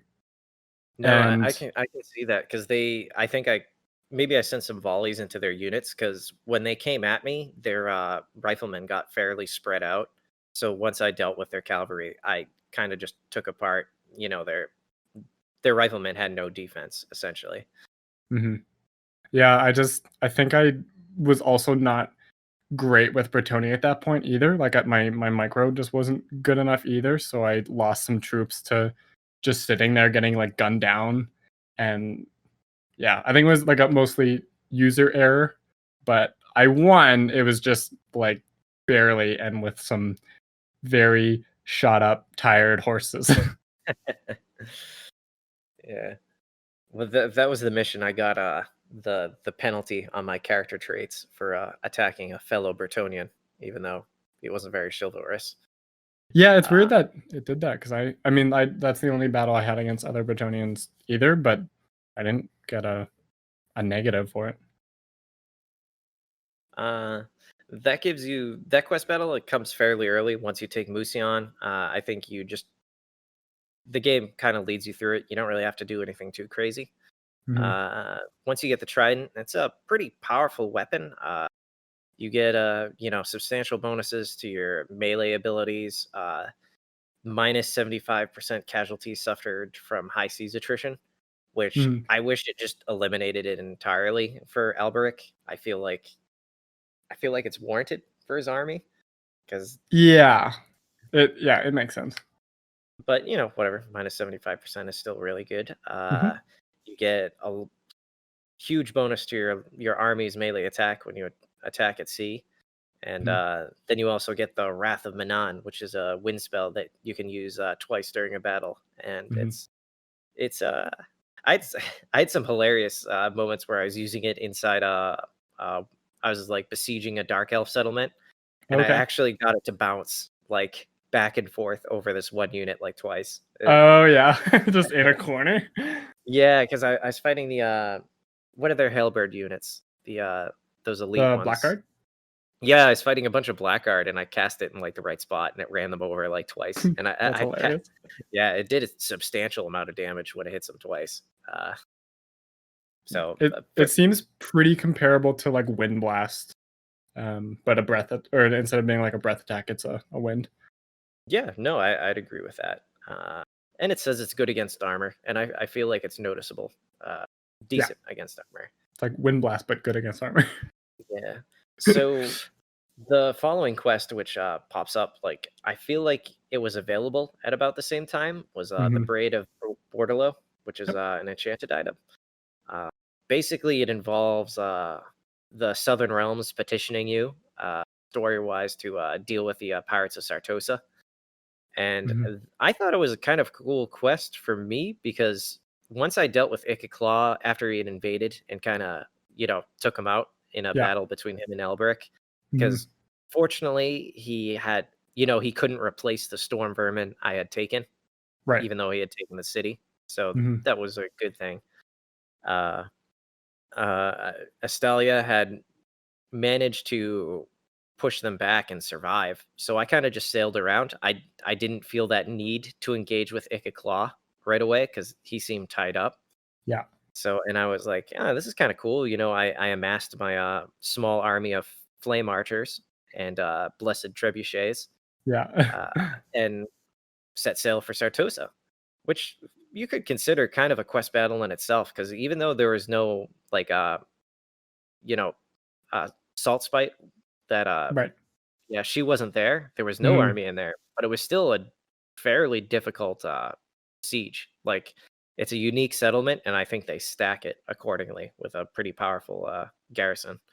Hmm. Yeah, if I remember correctly from like the Noctilus campaign, you can actually build a garrison, like an extra garrison on top of it as the Vampire Coast. So it does end up being like a pretty loaded garrison anyway. And I think Vampire Coast is pretty effective against Bretonia just because everything they have is armor piercing. So Yeah, guns, yeah, again, guns against horses just isn't. if uh, you can isolate like their lords, the fire arrows do crazy amounts of work if you can yeah. get them into position. Hmm. The blessed trebuchets, I just want to mention it's one thing I do really like about Bretonia. Like I'm kind of on the fence of them as a faction about how Yeah. much fun I have. But Right. the blessed trebuchet causes no friendly fire. Yes. I if if you can get the situation where the enemy gets locked up with your front line, you can just call for fire right in the Hmm. middle of them. There's Yep. no penalties. Uh, Yeah, I use them like as soon as I could get them, like all the way up because the actual trebuchet sucks. yeah, it does. It's garbage. the Yeah, like the only allure of the blessed trebuchet is obviously a little bit more damage, but the no friendly fire is super useful because usually with like trebuchet or even something like rocket batteries, you don't end up using a lot of the ammo because you use like a third of it while the enemy's like approaching you. But as soon as you're into combat, you can't like fire into your own troops, but the blessed field trebuchet can. I definitely used it to good effect defending. I know I had a settlement I was defending, and I had like three of them in an army in there, and Yeah. I just kind of like had them firing down the alleyways. I'd have some units blocking up the street, and then just Hmm. you know firing maybe 50 feet in front of them, just Yeah. straight into it. Or yeah, there was a couple times where I got like a paladin out front and then just a couple of infantry on him, like zombies or like skeleton spearmen. When I was fighting the Tomb King, something like that, and then you just like throw a trebuchet into it. It's pretty sweet. Yeah, yeah. So props to Bretonia for developing artillery that causes no damage to themselves. Yeah, pretty. Big fan. Me too. It's not the most accurate. I feel like the regular trebuchet is even more inaccurate. Like I swear it would miss towers half the time. Yeah, I don't think the normal trebuchet is worth it, but blessed one's pretty. It's worth bringing one for sure. Yeah, I usually rolled around with two, uh, Mm. but yeah, definitely at least one, maybe two. But anyway, the Braid of Bordeleaux. Once you get it, it's a +10 melee attack on yourself. Oh, I forgot all about this. -10 enemy leadership in the local region. Hmm. So that's pretty decent. Yeah. Uh, And also within 40 meters of yourself, everybody around you gets +8 bonus versus large and an additional 4 leadership. So, which I is mean, yeah, I think it makes a big difference. Like especially with paladins and Alberic himself, who are already anti-large, you get some pretty extreme damage out of that. It's a pretty big boost. Like even Pullman at arms, who are like we said, pretty average mm, at best, it kind of pushes them into like up a level, at least when dealing with large targets. yeah, I'm kind of realizing that he is definitely geared around to taking apart those bigger units because I never now that I'm thinking about it, like even when I was up against the Tomb Kings, like their larger units, I didn't have that much fear of. You Right, know, it must have been between all these, buffs. And my natural inclination is always to take out the biggest target first, just to get them out of the way. right. And I did feel like they're going down, fairly quickly, Hmm. compared to what the nightmares I usually go through with. Yeah, it's really cool to actually have just like a really good answer for big stuff. And Like I would, oh, good. I still think like fighting the lizardmen would suck because your infantry's never gonna match them. But like, I kind of wanted to fight like a Carnosaur or like a Dreadsaurian just to be like, I wonder how this would go. It'd probably go really well, especially for a while. I had him rolling around with two paladins as bodyguards, Yeah. and also the life lore of life damsel. Yes. So I was definitely giving up a few, spots for units, but the two paladins, on either side with the uh, life damsel, yeah, there it was a crew of destruction. Did you primarily go life magic or did you use any of the others? I used the lore of heavens. So Hmm. so this is the crazy thing. I got to get into. So Okay. the first damsel I picked myself was the life one. I figured that's going to be really good for keeping my paladins alive because I was, trying to get through all the vows and make them really beefy. And I was like, she's going to be great for that. She had a pretty good AoE spell. I saw like somebody on YouTube use, and I was like, okay, so she's got a decent AoE spell as well on top of that. Yeah. So I went life. Later on, when I started confederating. I think the first confederation I got, they had a beast damsel, and Oh yeah. I'm like, not exactly what I wanted, but okay, I'll use her as an agent and throw her in my, my spare army, so Hmm. they have some magic. And Right. then I confederated another faction, and they had another beast damsel, and I shit you not, every confederation I did, they had nothing but beast damsels. Yeah.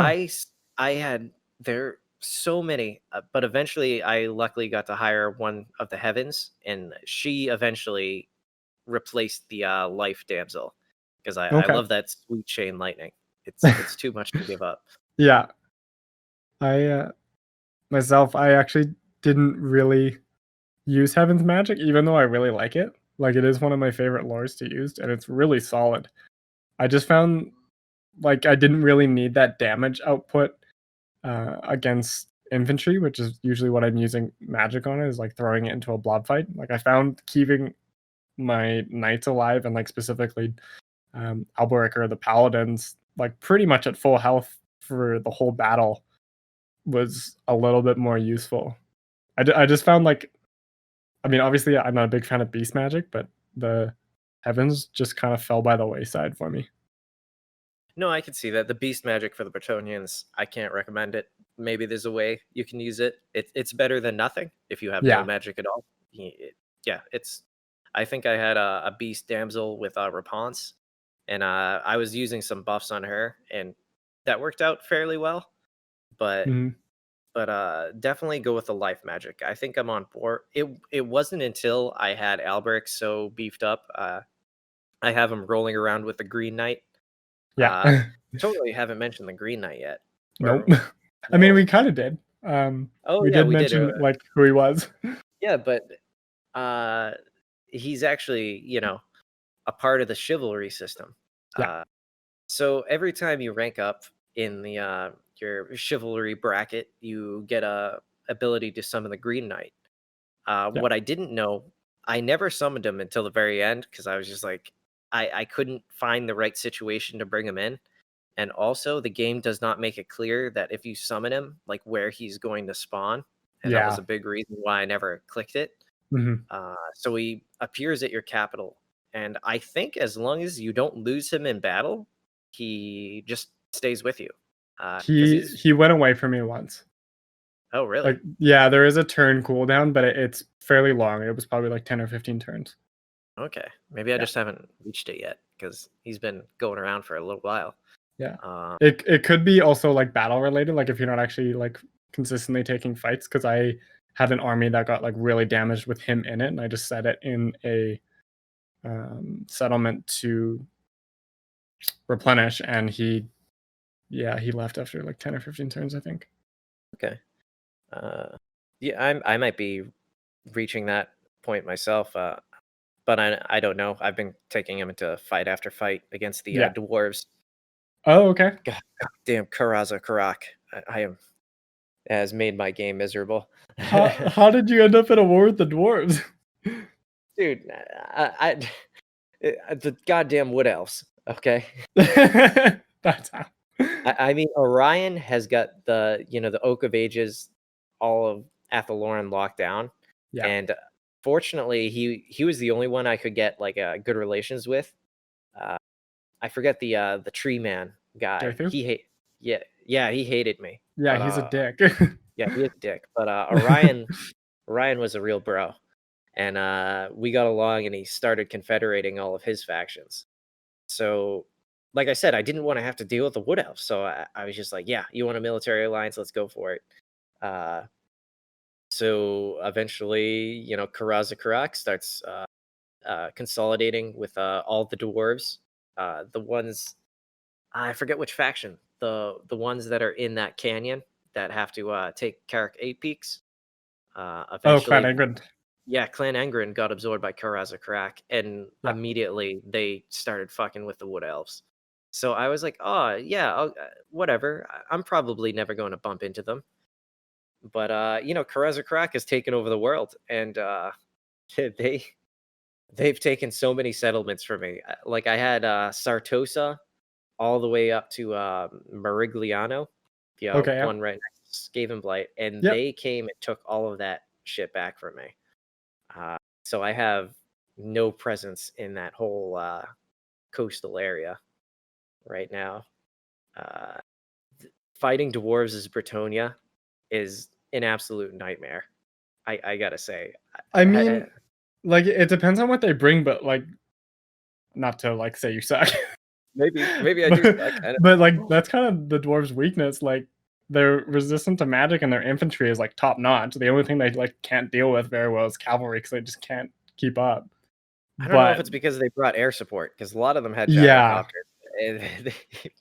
Like, yeah, you might need like hippogriffs or Pegasus Knights to like just take that out, and like organ guns will absolutely shred cavalry too.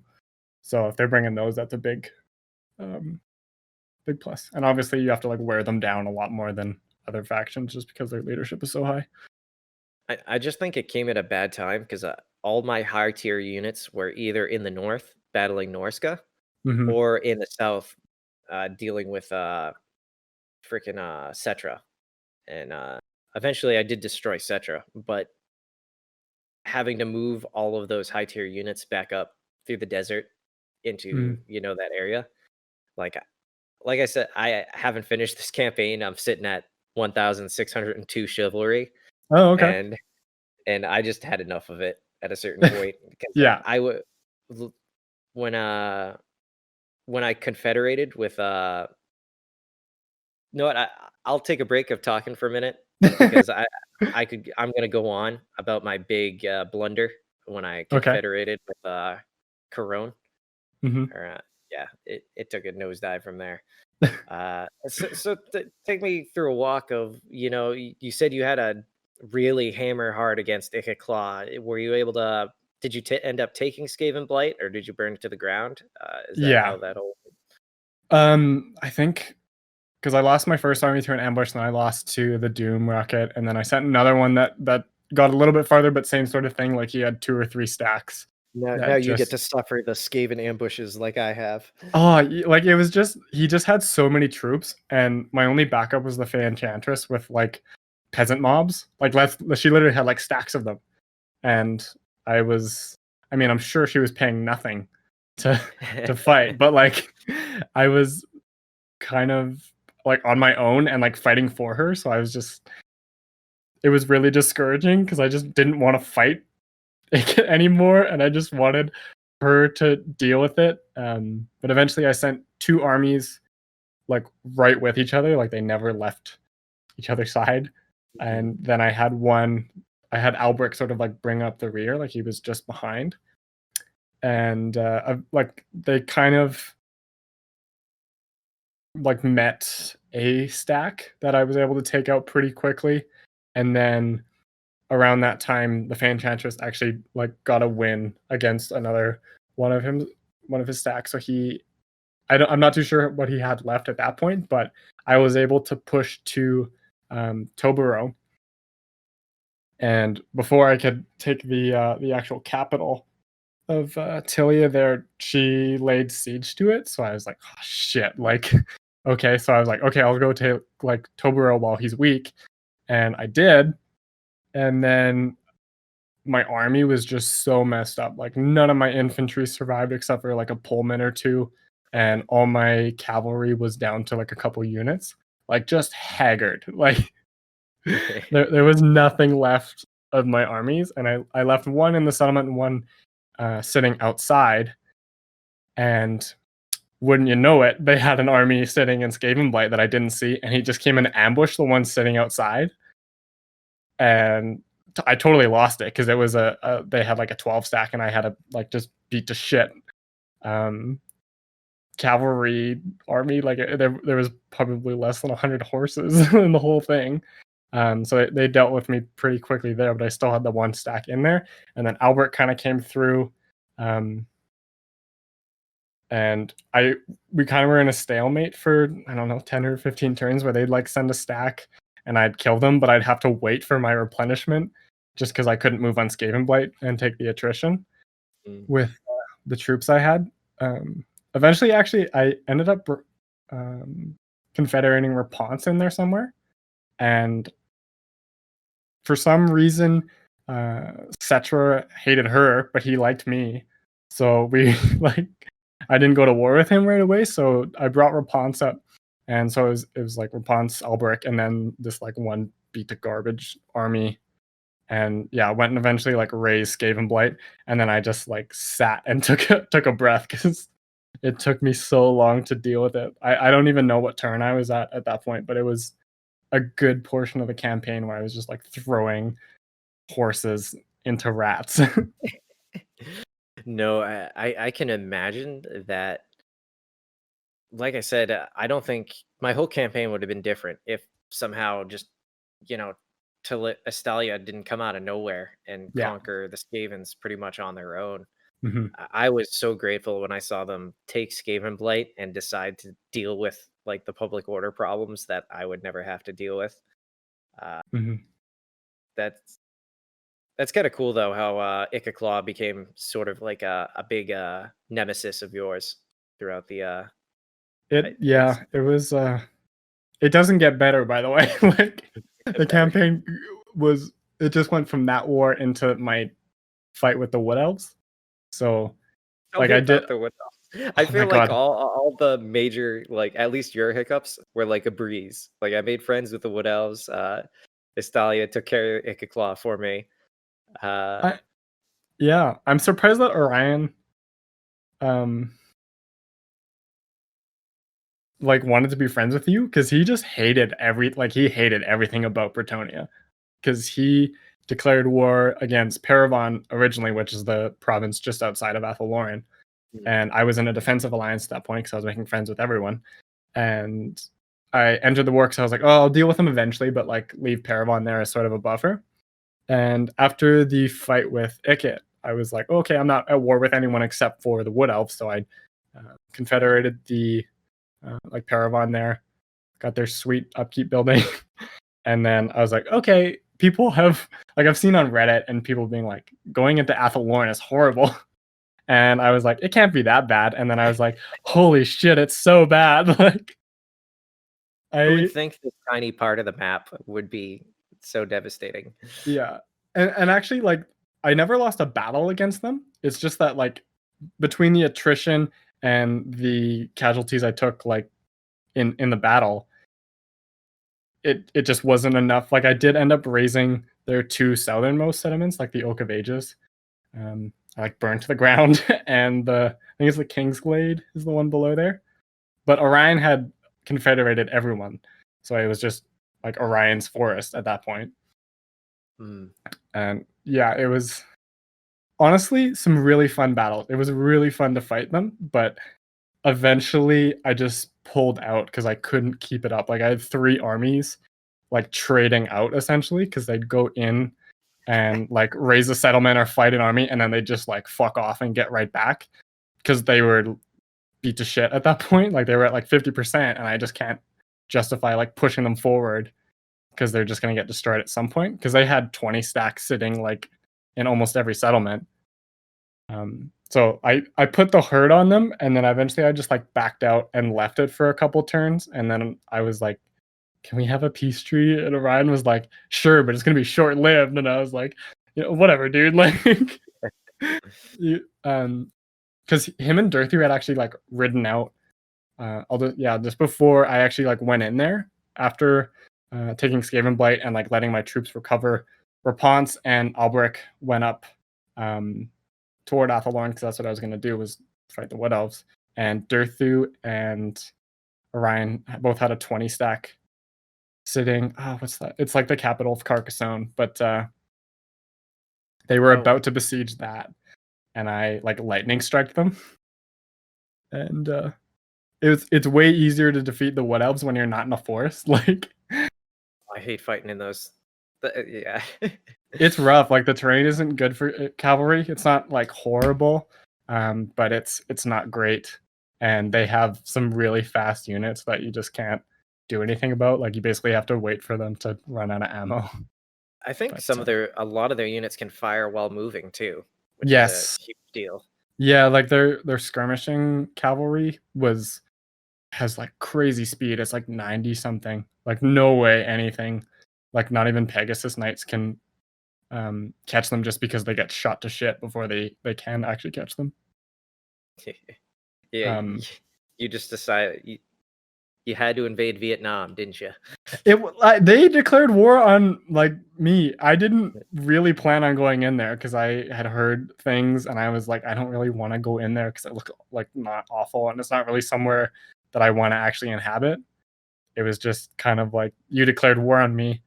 And the other thing is my chivalry was like super low at that point, so I was like, okay, I'll get some chivalry by like raising their settlements. Spoiler alert, you don't get any chivalry from raising Wood Elf settlements. I didn't know that. Because I was being all smug about it too. I was like, oh, this is gonna be funny. Like I get chivalry from like burning down some trees. No, and you sick son of a bitch. Yeah. And then the game was like, no, you don't, you idiot. And I was like, okay. Yeah, it's don't go in there. Yeah, you ever see the cartoon Fern Gully? No, I haven't. You got to see it. Yeah, you see, if you had, you wouldn't have gone in there. You don't just start chopping down the Amazon forest, okay? Yeah, I felt like the fucking orcs from Lord of the Rings where they like camp beside that forest of Ents. Yeah. And then they start like chopping at it. And you saw the movie and you still did it. Yeah, I did. Meat was not on the menu. Nope.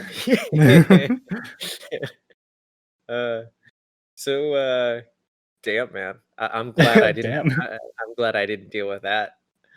It was less frustrating, but it was, yeah. You want me to tell you a little bit about my war in the north? Yes. Sorry, had you confederated like everyone at this point, like including Corone? I think Corone was the first one. Oh wait, no. Corone was the last one. That's kind of where I'm gonna take you. Like I waited on confederating Corone, which is They were dealing with Norsca mainly, and Right. I was dealing. I wanted to conquer Sartosa and like that surrounding area because Saltspite or the Sartosan pirates had actually expanded out quite a bit. So Yeah. I was like, I've got an army that's really tailored towards fucking with the undead. So that's what I'm gonna do. And once I finished that up, I switched Alberic out of that army because it was just so far away from Bordeleaux and where all my best units were, like Right. Paravon, and I was starting to get aerial units and all the good stuff, and I was nowhere near it. He was still running around with his Knights of the Realm that he had started off with. Yeah. Uh, so at the point I confederated with Corone, I started really getting frustrated. Almost every damsel that I got was beast, and there were a lot of them. And it's like I Yeah. had no purpose for them. Like, Mhm. and the game, you can't disband them, right? If Which you put them in an army, you can. no, it doesn't let you. You have to kick them out. Oh, weird. Okay. At least that's what it was telling me. Like can't disband while in this army, or maybe I was doing Maybe something. you have to kick them out and then disband them. Maybe I don't know how it works. You can get rid of them though. I wish I had, man. I was most of my frustration came from like. Hold on, let me bring up my lists here. Does it just give me? I've got. You would not believe how many damsels and friggin' paladins I have that are absolutely useless right now. Yeah. And the game is like, oh, you didn't move this hero. Oh, you didn't move this one. Right. And so I had a bunch of useless damsels. I had a bunch of useless paladins that we're never going to see combat. There were just too many of them. I was trying to get them killed. I was sending them on the most suicidal missions I could, and they were the RNG was like, "Oh, you're trying to get this guy killed?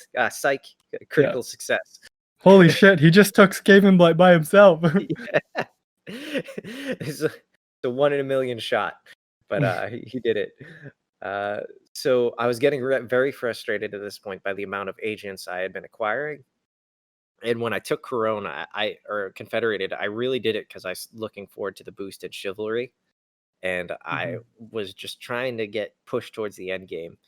And when I confederated with him, I had not realized, because I wasn't a military ally of his. Okay. He had taken properties so far north into Nagaron, like where the Hmong are. Like he had taken those Holy properties. shit! Okay, yeah. Yeah, the Fortress of the Damned, Palace of Princes, even more to the west. Let me get the name of it. The Palace of Wow. Ruin. If you're looking at the map right now, it's like almost all the way in the northwest. Well as that's yeah, as well as several Norscan cities. Like I think he had taken out Ulfric the Wanderer, because he took all of those settlements, to the north of Nordland and that faction, that Marienburg. Like he had taken all those territories in the empire, which was good. Right. But every Norscan village he had taken, and over in Nagaron, when they became mine, I could not handle the public order load. He also had a bunch of garbage armies. Like Luan Leoncourt was in what was left of probably his best army. So I don't know what had happened to him right before I confederated. It's probably why he was so eager to, aside from the diplomacy thing. Yeah. And I just was not prepared for it, because it was like as soon as I did, the Dark Elves declared war on me. Probably because I had picked that tech tree to get bonuses against them. Oh, okay, yeah. Yeah, and plus you like probably trespassed on them walking up there or something. Maybe. But when that happened, chaos also triggered right around that time. Oh, okay. And I kept losing a lot of these little settlements. And every time you suffer a decisive defeat, it's minus 100, or it's minus 20, I think. Yeah, Or it's pretty big hit. yeah, and I was just losing these territories that I wish I had never confederated with him, or if I had figured out how to get rid of these damsels. It did not become fun managing. Like I was just basically cycling through them, just clicking somewhere across the map to send them on, a journey that had no Yeah. end, just so I could forget about them. hmm Some of them became insane in the Chaos Waste, which I Yeah. thought would be funny. your agents, your damsels and paladins will go insane if you leave them to the Chaos Wastes. I had sent a crusade, or what I would designate a crusade, into Albion. That Okay. Yep. that The island. little island up there. Yeah. Yeah, I sent the Fey Enchantress up there to basically burn everything and then reoccupy it for chivalry. hmm And you get almost no replenishment rate until No. you really develop it. And this is my turn to say spoiler alert. You don't get walls in these inhospitable places. No walls. Oh, Not even really? yeah, doesn't matter. Main settlement or not. I think it's because they were Norskin. Yeah. The only thing you can build is that stupid thing to look for under cities, but there's no scaping up here. They know better. But I mean, Clan Mulder's over there. kinda. They're Yeah, a bit little further. bit. I think they're way to the east though. Clan Mulder's Yeah, in the they're hell. like right where Chaos comes out. Yeah, I hadn't extended quite that far. hmm But when I took that over, I started losing territories left and right in the north against the Dark Elves, the Norskins, and Chaos. And it just kept I kept winning a battle or winning like 2 or 3 battles, watching my chivalry rise, and then I'd hmm lose a bunch and Yeah. watch it drop back down. And Yeah. then Karaza Karak came down that long corridor up through Clan Angren's territory. Okay. Yeah. And they were just spilling out onto the coastline. They took Marigliano. They worked their way down all the way to Sartosa, and I kept trying to stop them, but I couldn't. My best armies were nowhere close to there. And at the time, I was finishing off Settra the Imperishable. Like I was in the middle of destroying him, hmm and all in the middle of it, Karaza Karak came down with stacks upon stacks upon stacks just to take out all these cities I had heavily fortified. Like they didn't have like garrison armies, but they did have the garrison buildings like all the way maxed out. Damn. And yeah, and they just kept coming, man. It didn't matter how many, even if I got valiant defeats, they just, the order tide is against me, and they're too powerful to take any peace treaties. hmm I will say actually something about like Bretonia. Even if you build up the towers, they are not good even at tier 5. I swear they become more inaccurate the higher you go up. Yeah, like I don't know. Some factions just have really good ones, and Bretonia is not one. Like Free Walls is nice, but your towers suck. Yeah, I was not impressed. Even having tier 5 leveled walls, and I mean, the dwarves, granted, were sending some of their best units, and they had their gyrocopters to attack my units that were on the walls themselves. hmm And it was, I do not like the matchup of Bretonians and dwarves. And like you mentioned, it's probably because I didn't bring my best units to bear on them, but it was just Yeah, my- like I think in a siege scenario, like especially if they're sieging one of your settlements, like unless you have a huge amount of cavalry, like they're always going to beat you in an infantry fight. And yeah, if your only answer is like the walls, and then they have gyrocopters, I can see how they would roll the through walls and a shit ton of what are they? Hold on, I gotta see the unit. Where are they? They're like those Grail followers. They're like they're like those flagellants almost. I forget what they're called. you. Oh, like the Slayers, Yeah, maybe. Longbeards. No. I'm talking about Bretonian units. Oh. Hold on. Oh yeah, the Battle Pilgrims. Oh yeah. We had like a shit Yeah. ton of Battle Pilgrims go up against dwarves in the siege battles. And, Yikes. that's all. That's what I had. Okay, actually, I just had a question. Did you ever use the Grail Relic? I did in the very beginning just to hold the morale, and the Grail Relic is a dead Grail Knight on top of a dead horse. Yeah. And a couple people like carrying it on stilts.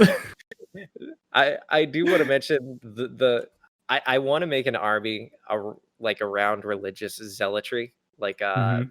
that what's his name in the Empire? He's got his flagellants. Oh, I yeah. like this idea. But the battle pilgrims are these people that just follow the Grail Knights around, and they're fanboys. And Mhm.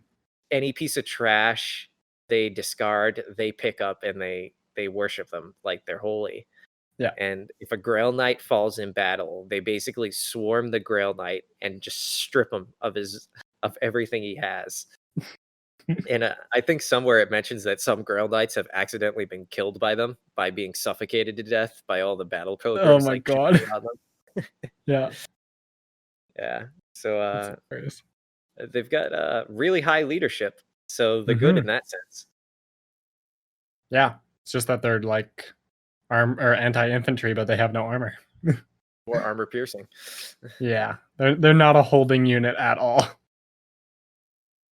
Well, they hold in the sense that almost all of them fight to the death. Not quite, but if you have a Grail relic with them, then I think they pretty much do. Because I did have a Grail relic with them in the very beginning, and then once I lost Yeah. it, I was like, I could replace that with like a unit of I don't know 30 knights. Yeah. Yeah. It's like, which would you rather take? A huge hippogriff with a knight on it, or a dead knight with 4 guys carrying him around? Uh, Hilarious, honestly. It is pretty funny. And then you see them trying to attack people. They're like rocking the horse back and forth, and then the poor dead knight's corpse is just like flailing around on top Yeah. of it. It's just it's even funny like watching them like march into a fight. I never recruited them, but I got one in like a confederation and I just thought it was funny, so I kept it around. And it's just like you send it to attack something and it's like Monty Python and the Holy Grail, or it's just like this idiot walking behind them like with a dead knight. Hilarious. It works, like it's a good leadership buff, but it's just funny to watch. Well, the next best thing from a Grail Knight is a dead Grail Knight, I guess. Apparently. Or he's like as good as 40 of them.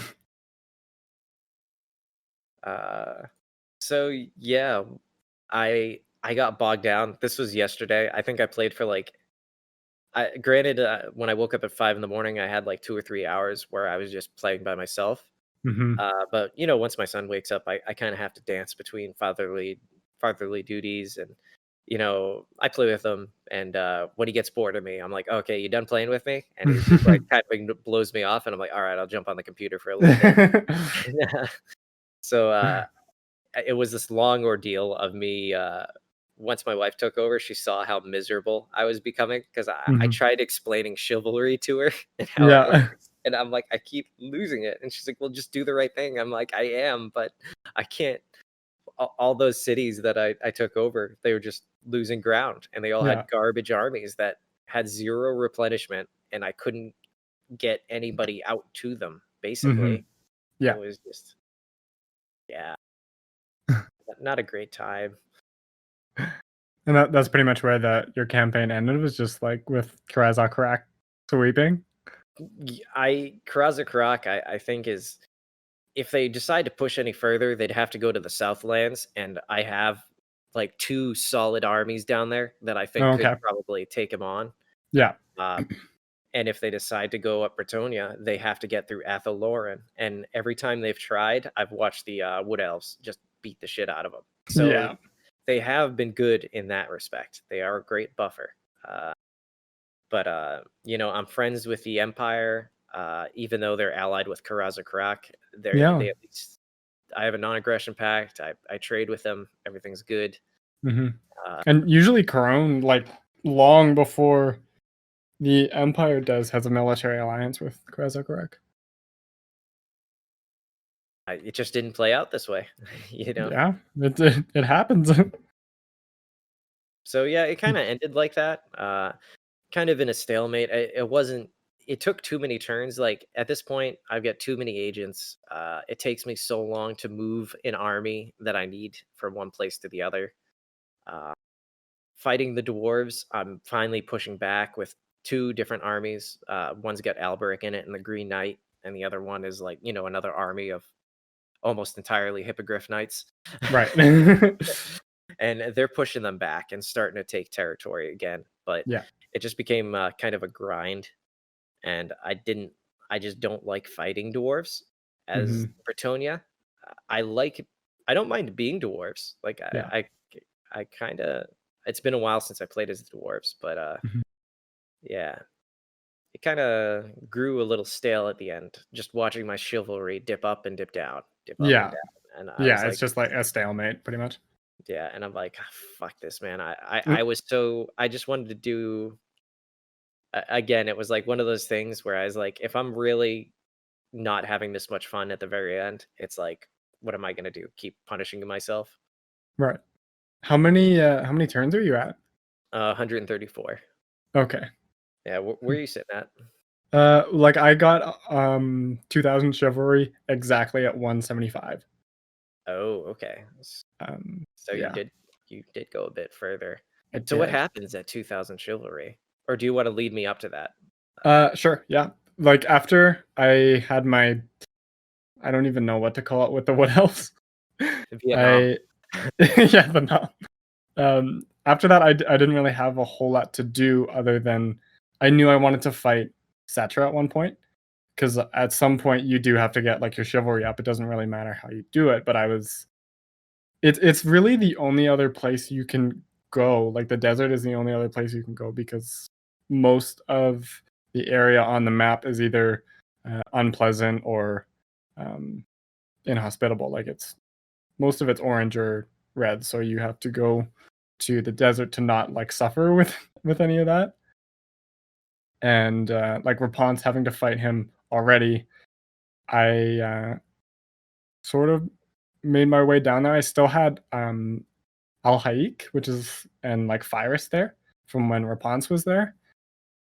But at some point I got into I actually had another settlement. I had the Sorcerer's Islands, which is like far southwest. Oh yeah, I know. And I owned it, but I didn't have an army anywhere near it, and I'd have to go through like several provinces of um, stuff I'd have to fight essentially.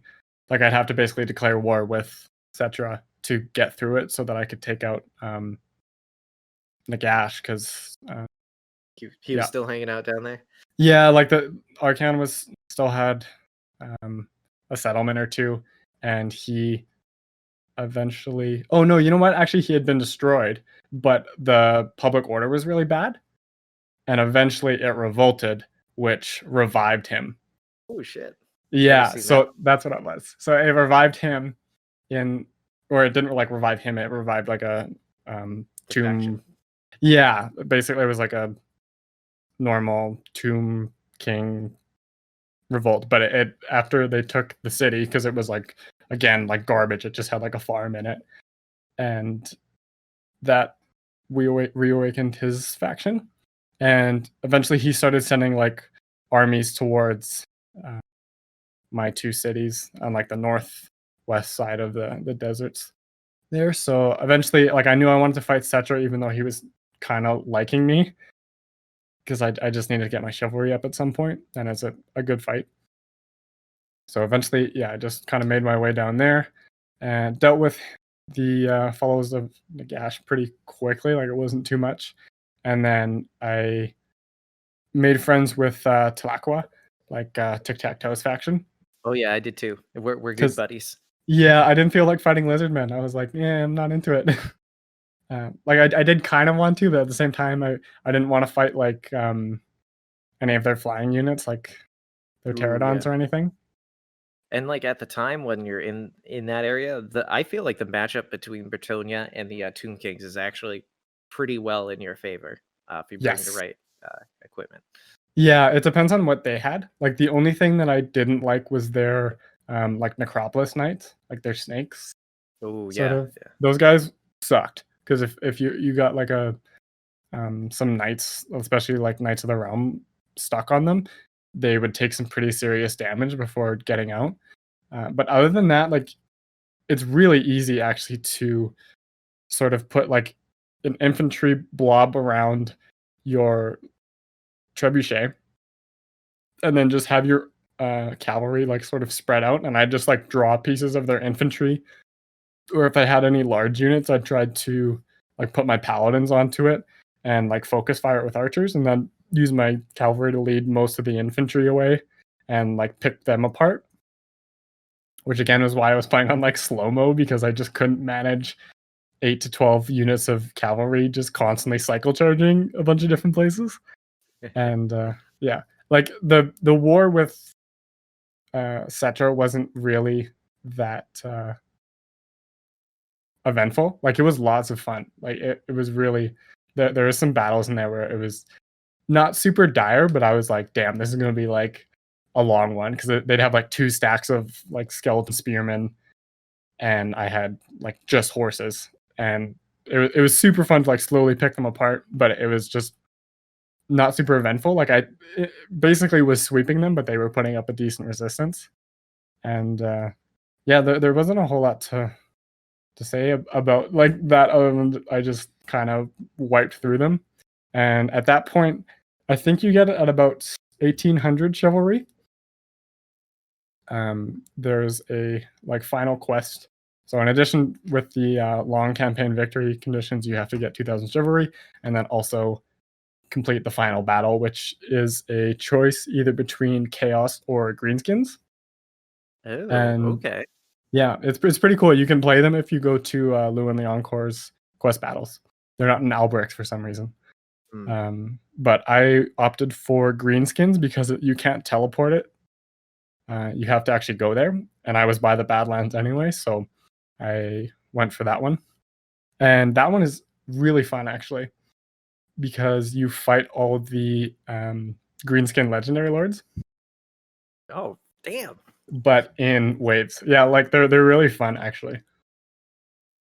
So tell me about this final quest battle. I'm kind of jealous that I didn't get to experience it. Okay, I mean, I had to play it twice because I had a crash like halfway through it the first time. Yeah, it's whatever. But so you start out. There's this big hill in the center of the map, and Skarsnik is up there with like some squigs and like 3 pieces of artillery. And you have your army, and then there's also a allied Bretonnian force, which is just like a damsel. There's like 3 battle pilgrims and a Grail Relic, I think. And they sort of like charged straight up the hill, and I just split my forces and like went around both sides and just came around the back. And you wreck Skarsnik pretty quick. But then Wurzeg comes in from one of the sides of the hill with a bunch of like savage orcs. And then as soon as you deal with him, Azeg comes from the other side with a bunch of orcs. And then as soon as you're done with him, Grimgor comes from the same side as Wurzeg and hits you with a bunch of black orcs. And it's really fun because you just take like waves of them. And like my trebuchet was just like constantly switching sides and just like launching one way, like switching around and throwing it the other way. Alberic was like doing laps slowly, like trying to take out lords, and they had a spider at some point. And, the Ragnarok. Yeah.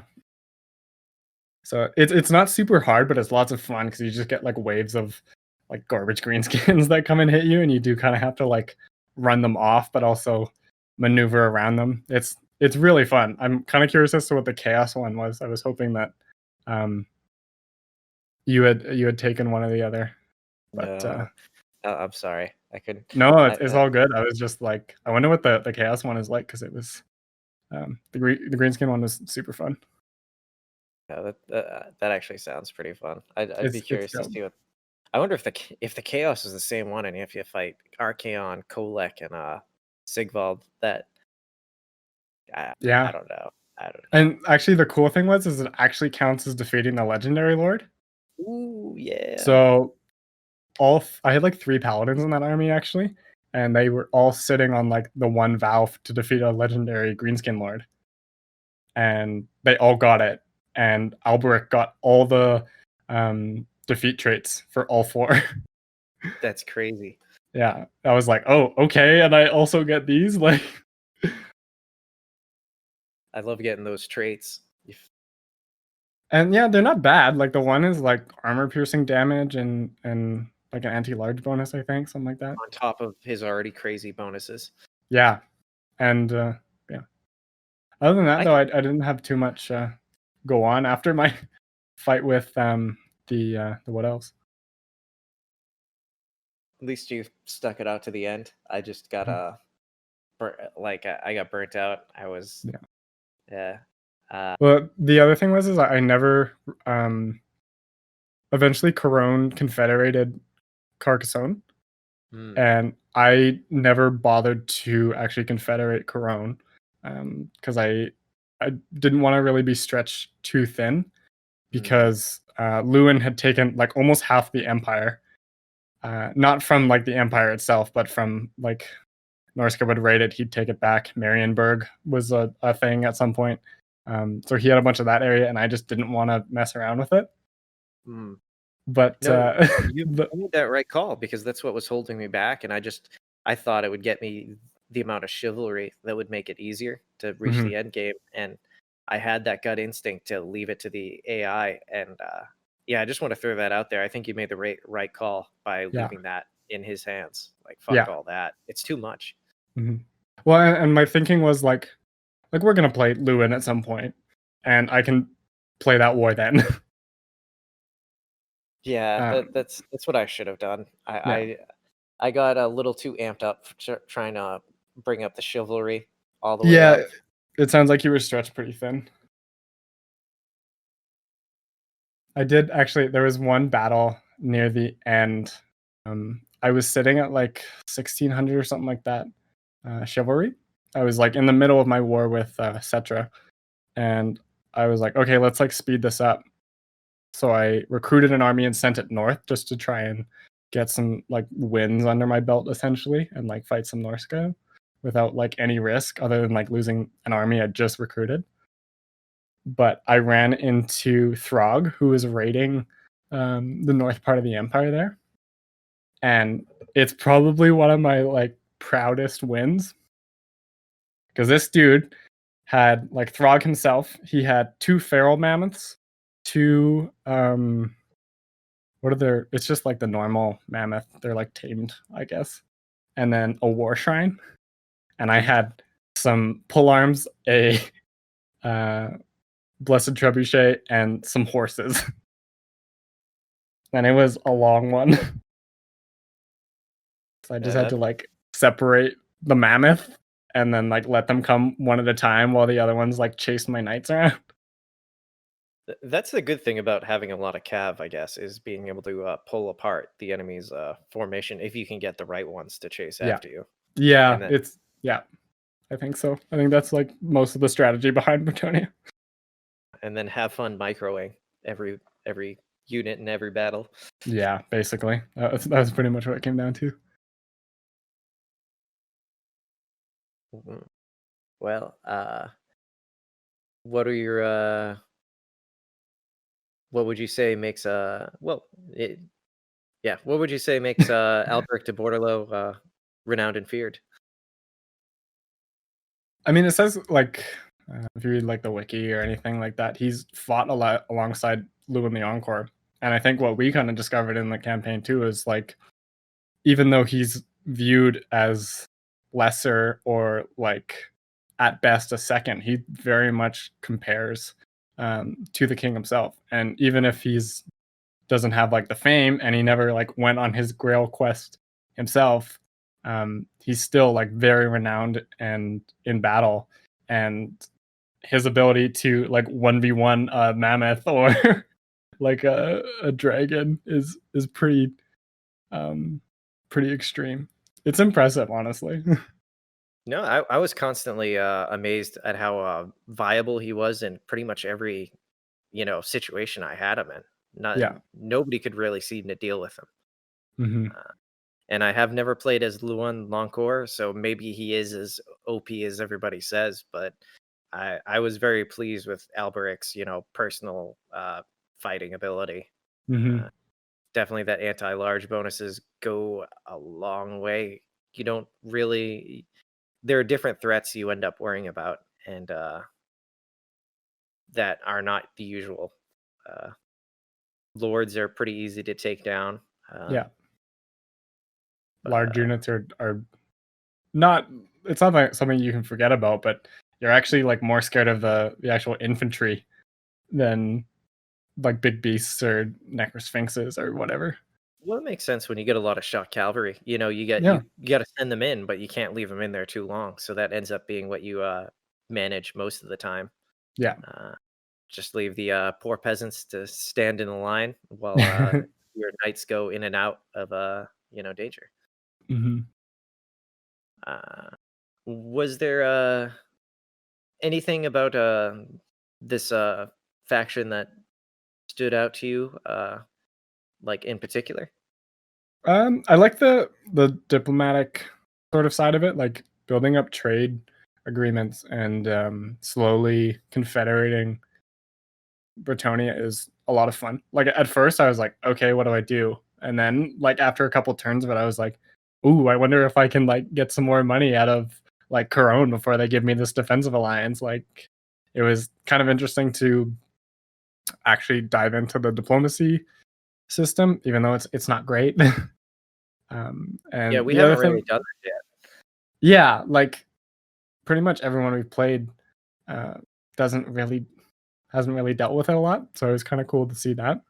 And the other thing was is that you can really kind of pick and choose what you want to do because you are kind of sheltered after that sort of initial encounter with Musion and the orcs there. Uh, I'm sure that's going to change with the upcoming DLC, but for now, it's kind of cool that you can just pick what you want to do. Like if you just want to go raid Althorn, you can do it. Yeah, I don't know if I would. Well, bring the Griffin Knights if you're gonna go raid Althorn. But they're one of those civilizations where it's like you can make more money trading than you can conquering. So it's like, well, why bother? You know what I Yeah. mean?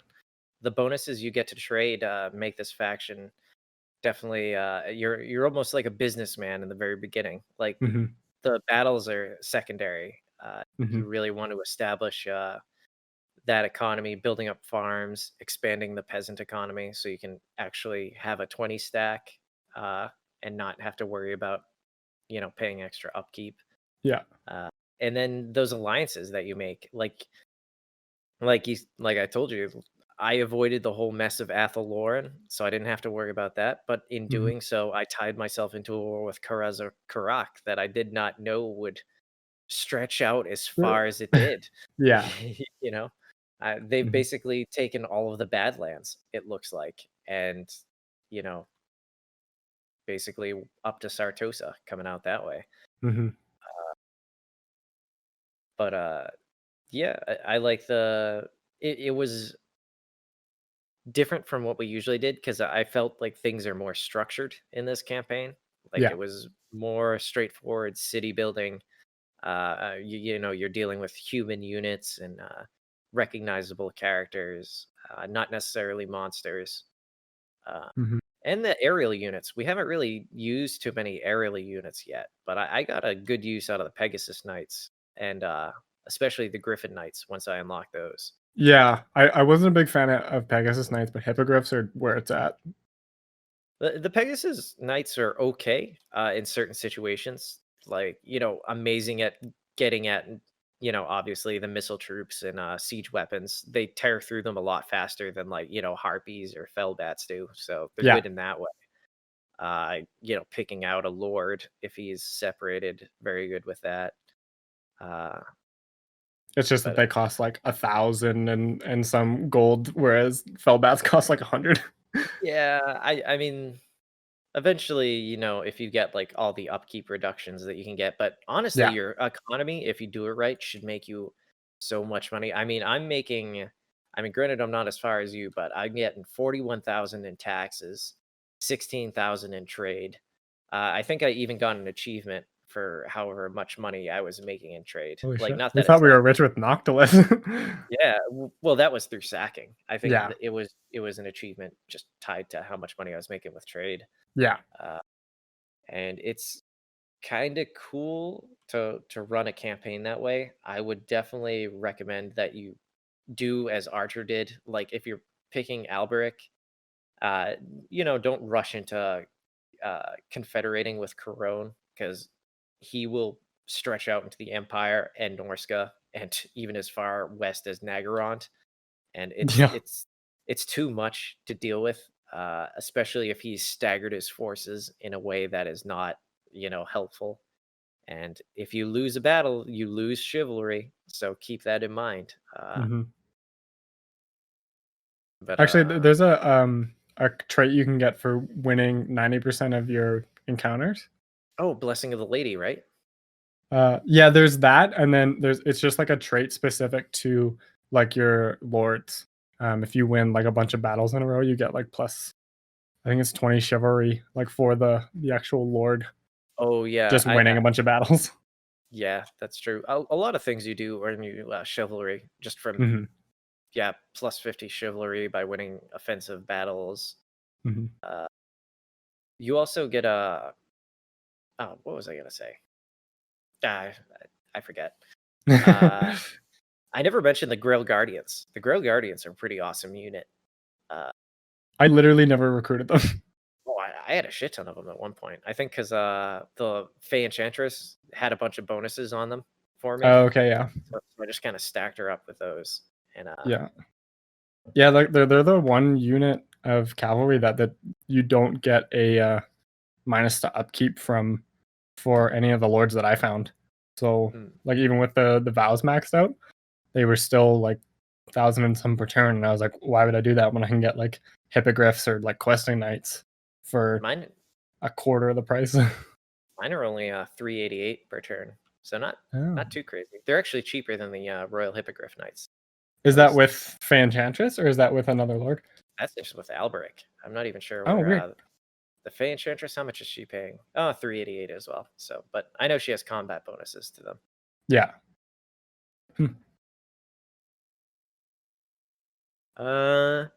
Would you recommend this campaign to well, every campaign is worth recommending, but what would you recommend this for? Like what kind of feeling?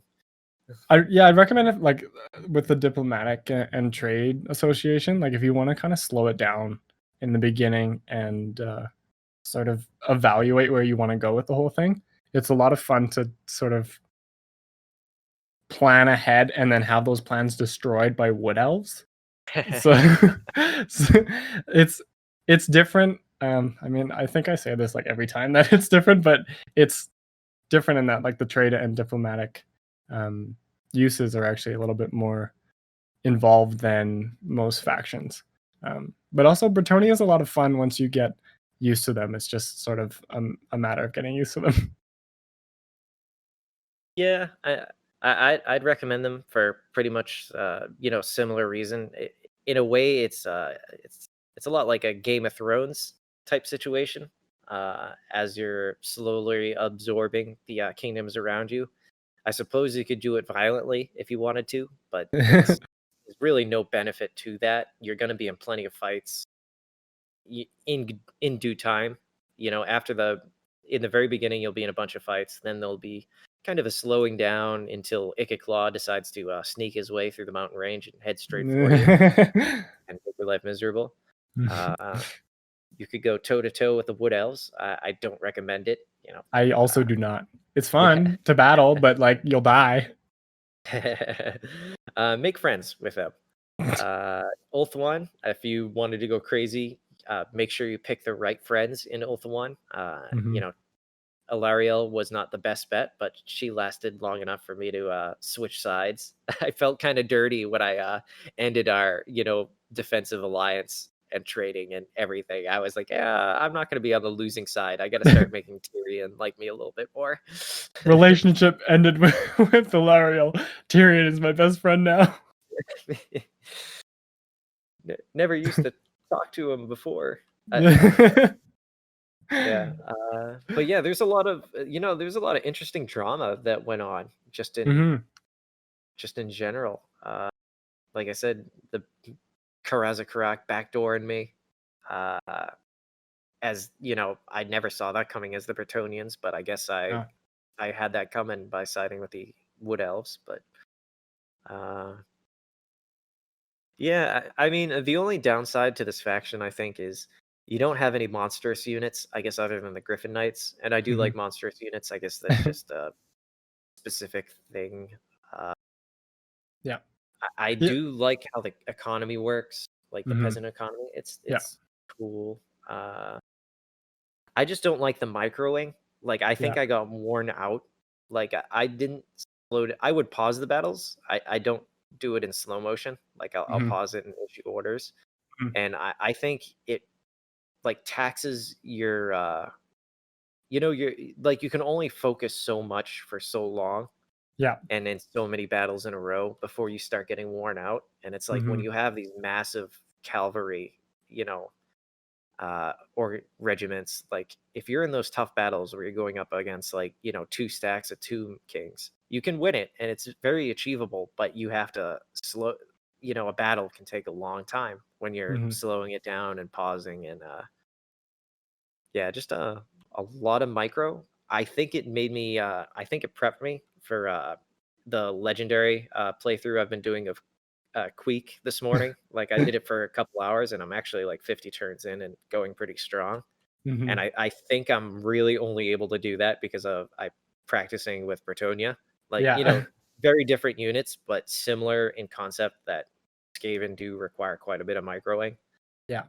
And not having the option for it now it's kind of bearable because I fought I don't know how many battles as Alberic, and yeah, he just definitely trains you up on the micro, I Sure. have to Yeah. say. No, I feel like everything we've played up till now hasn't been like necessarily like a box faction. Like the Dark Elves definitely aren't.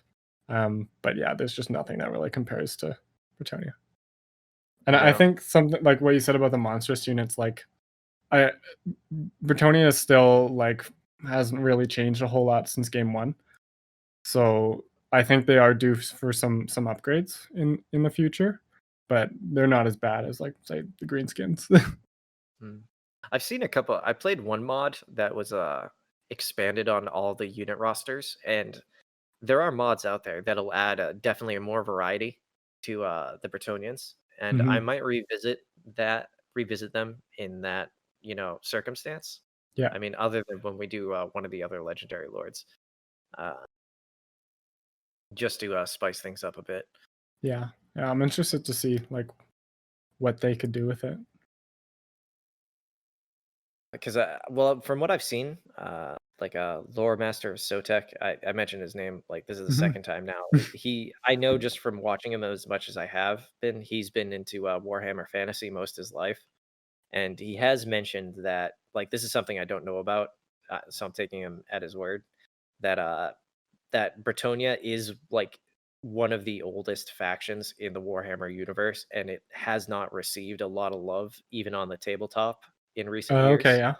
So even on tabletop, it has not been touched in quite a while, apparently. So I see. I think that's what holds it back a little bit. Yeah. But I did like what I saw with Rapunzel. Like, if we do Bretonia again, I feel like Rapunzel would be the next obvious choice when we do Yeah. come back to Bretonia. Yeah. Uh, just because it's all about Tomb Kings, and I'd be interested to see what skills I could bring over to her campaign, because I definitely learned a lot more by playing as Alberic, to take into that. Yeah. Yeah, that's basically what this campaign did for me too. It's just like, damn, I want to play Rapunzel. Yeah, right. I did confederate with her, but Yeah. yeah, Yeah. I used her a lot, but yeah. I'm curious to see how that would go if I didn't like just bring her to fight Wood Elves. yeah. All right. Any more closing thoughts about Alberic de Bordeleaux? Our boy Alberic. No, I'm pretty good. Yeah. I started out not liking this campaign and I have a newfound respect for Bretonia, so that's good. I just yeah, it took a bit. It was all. I will be honest. If I can figure out, and I'm not, if I find out that I'm maybe there's a like I have visual mods running, like Yeah. it's not straight vanilla. I have nothing modifying the gameplay, just just Hot visual. gunnery whites. Yeah, hot gunnery white. No, not gunnery whites. It was one of the vampire Oh, captains. the vampire fleet captains, yeah. Yeah, yeah, but just visual mods running. So maybe there's a conflict somewhere, and it's when you got mods running, anything can happen. Like Yeah. maybe one's outdated and it's like not letting me. If I could have gotten rid of some of these agents, I think it would have improved. Like I guarantee I would have gotten a lot further. It Yeah. just became so frustrating. All these beast damsels. I was getting so angry about them, Hmm. and too many paladins. Oops all paladins and oops all beast magic users. It was too much. And when because I chose to foolishly confederate everybody, like literally I'm fighting like a forefront war. The dwarves, I just finished the fight with Settra the Imperishable and bumping into the dwarves in the Southlands. I'm fighting Norskas, Chaos, West, the Dark Elves. Like I'm spread out almost all over the world right now, and Yeah. it's ridiculous. Hmm. I would not do that again. Uh, but yeah, I don't really have too much to add. Mhm. So I think hopefully I'm not missing anything. But this concludes this or this fortnight's episode of This one. Renowned and Feared. I'm just gonna constantly confuse somebody who's been kind of nodding their if you'd like to, we are going to edit out our kind of our post commentary because we're going to be talking about the DLC. So if you stuck with us this far, just stay tuned past the outro, and you'll get to hear that conversation. But we will also be uploading it separately. And if you have made it this far, please do like and subscribe. We know there's a couple people out there, and we hope to continue to see more of you. Mhm. If you have any recommendations about who you'd like us to play, that's going to be tied up. We're going to talk about what we're going to do over the next 2 weeks. And then after that, it's going to be the DLC. It's going to be the Grim and the Grom. We're going to do all the legendary lords that come with that. Yeah. We're booked for 6 weeks. Yeah, we're booked for 6 weeks. And it's pretty crazy that Mhm. I can say that with very much certainty. I'm very happy we get new greenskin units. I'm Yeah, I'm so so excited. happy. Yeah. Anyway, thanks for sticking with us, and stay tuned. Bye. Okay. Bye. Or well, stay after the music goes. Anyway, all right. Do you mind if I take like a 10-minute break or so? Yeah, sure. All good. Awesome. I'll be right back. Yep.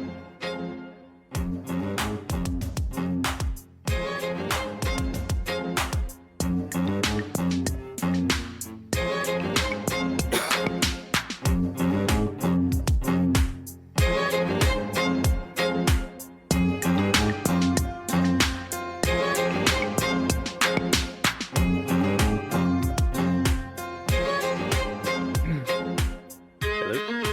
Hey. Hey, man.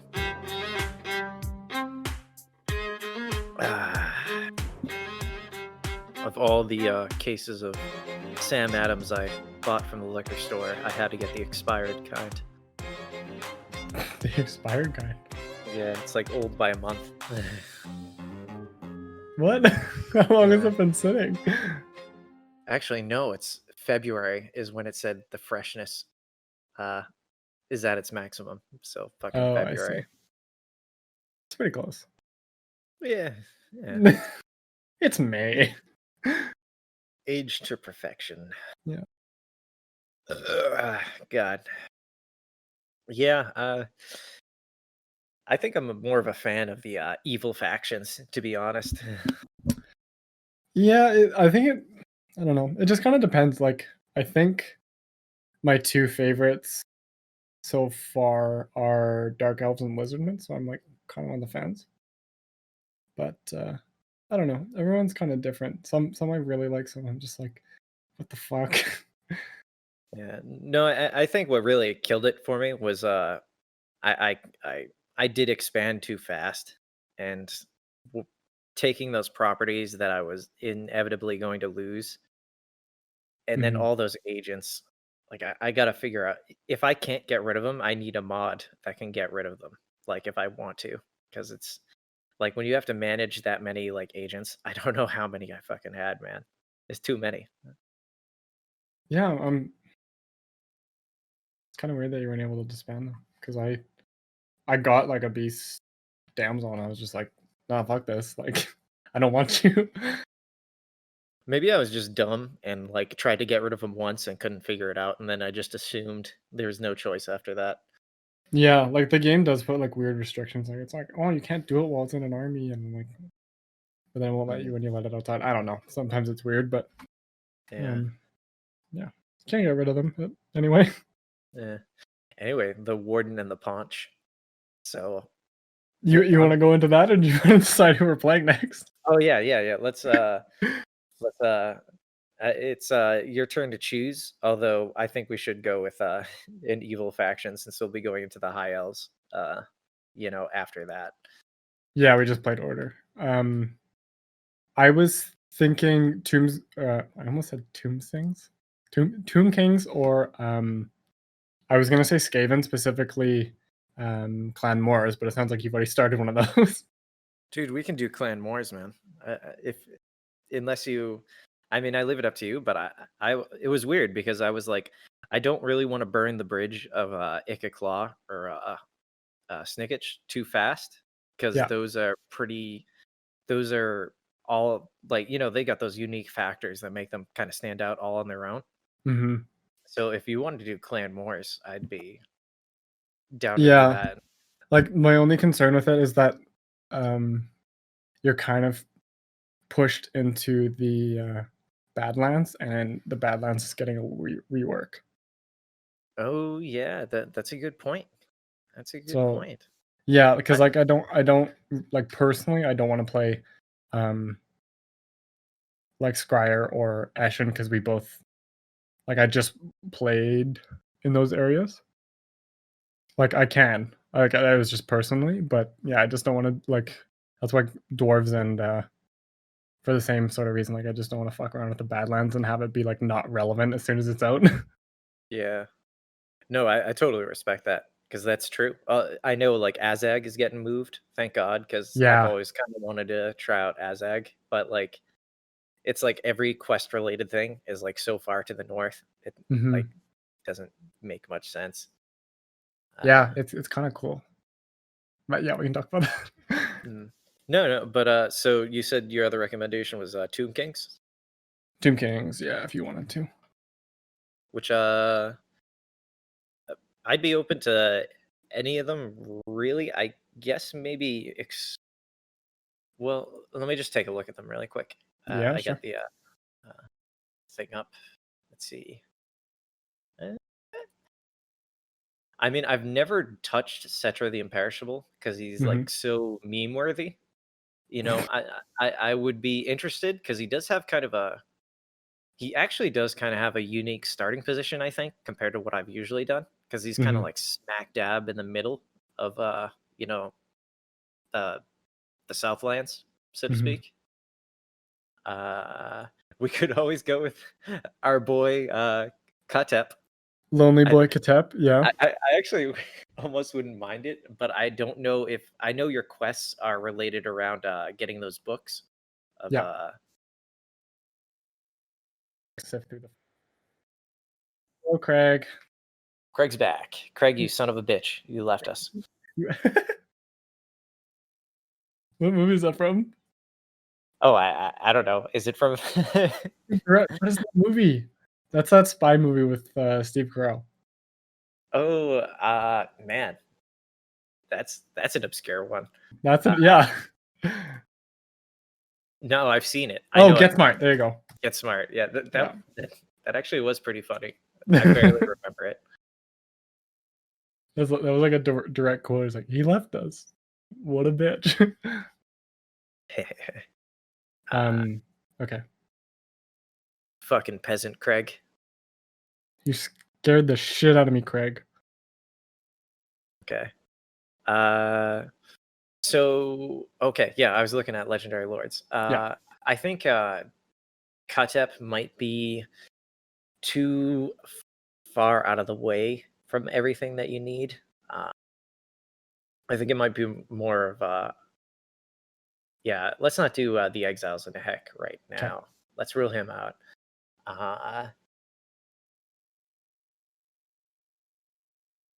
think We were just by Libaris with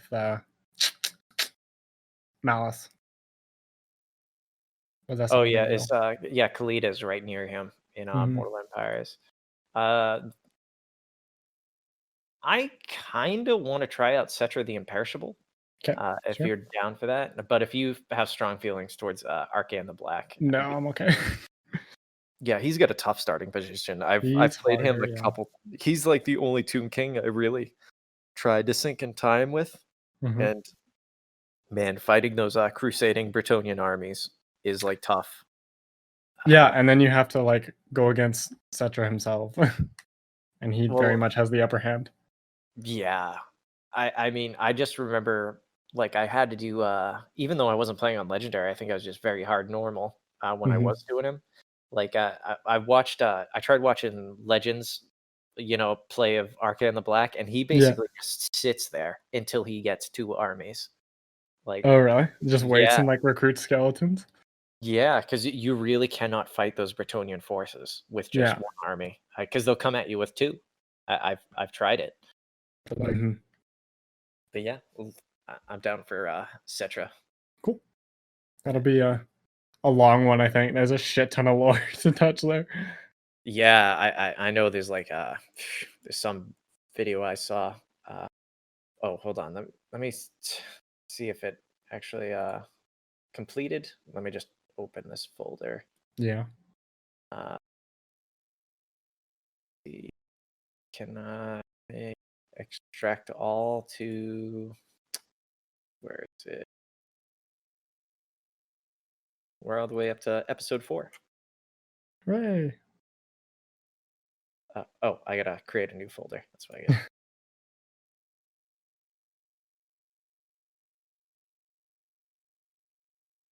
uh,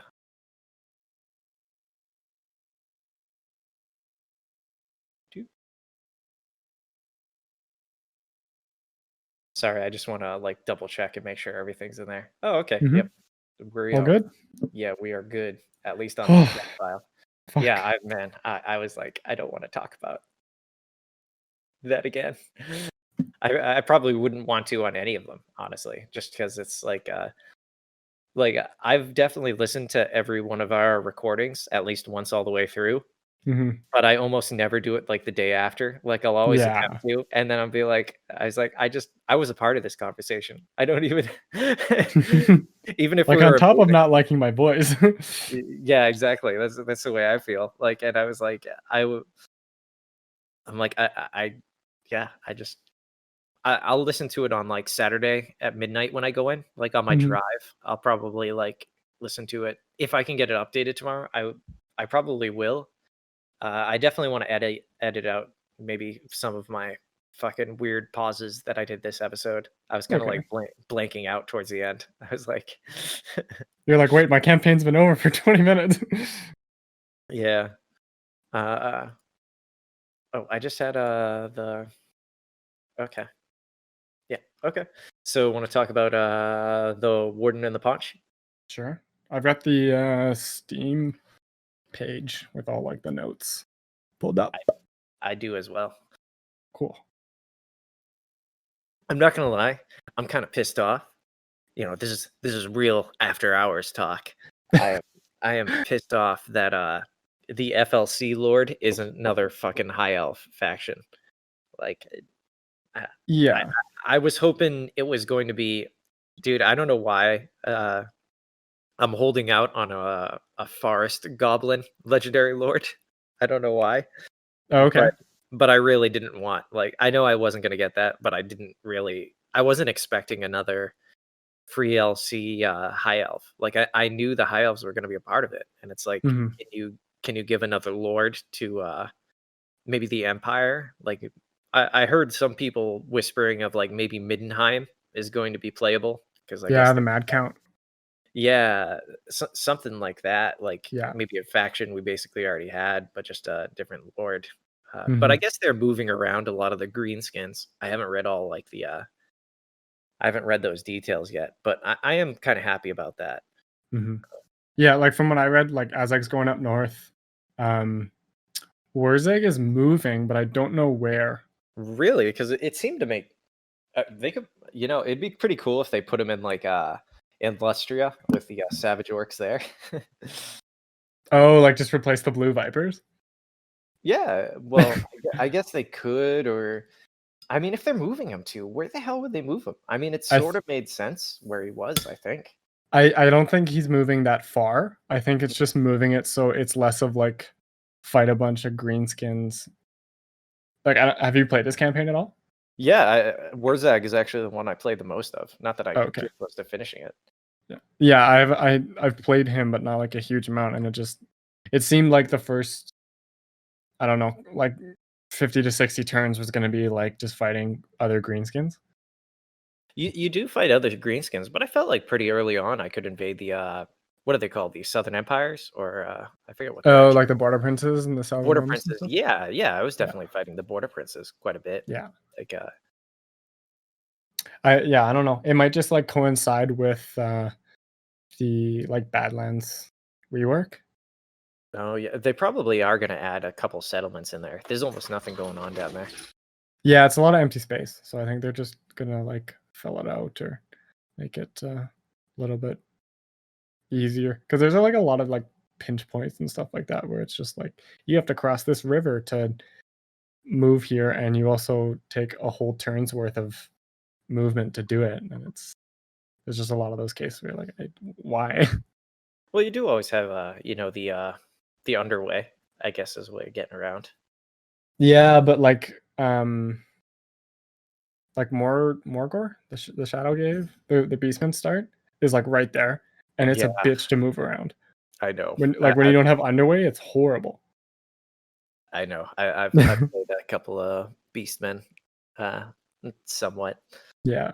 So, yeah. They have been reworking the WA mechanic. Thank God. Yeah, I saw that. I'm actually just gonna read through it real quick. There's like an in-battle WA mechanic that sounds kind of like the murderous prowess for the Dark Elves. Yeah, I think that's what it's being compared to, basically. Like what it's been set as is just like the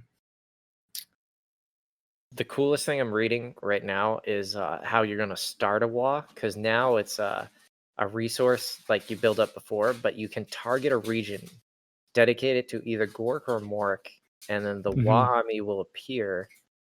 It says, will then support each of the available armies to occupy or raise the target. After a set duration, WA will end and your points will drop to 0. Based on the success of the WA, rewards get dished out. You can build up WA points to trigger your next. I mean, I'm kind of I'm still concerned about how the WA is going to function. Like, are they going to wander around like fucking idiots no matter what you do?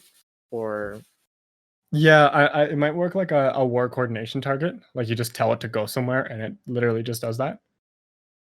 I just wish it would immediately, like, I get with your allies, like let's just say military allies, right? Yeah. Like it's I expect it to function sort of like in the real world. You tell a faction, hey, I want you to go after this.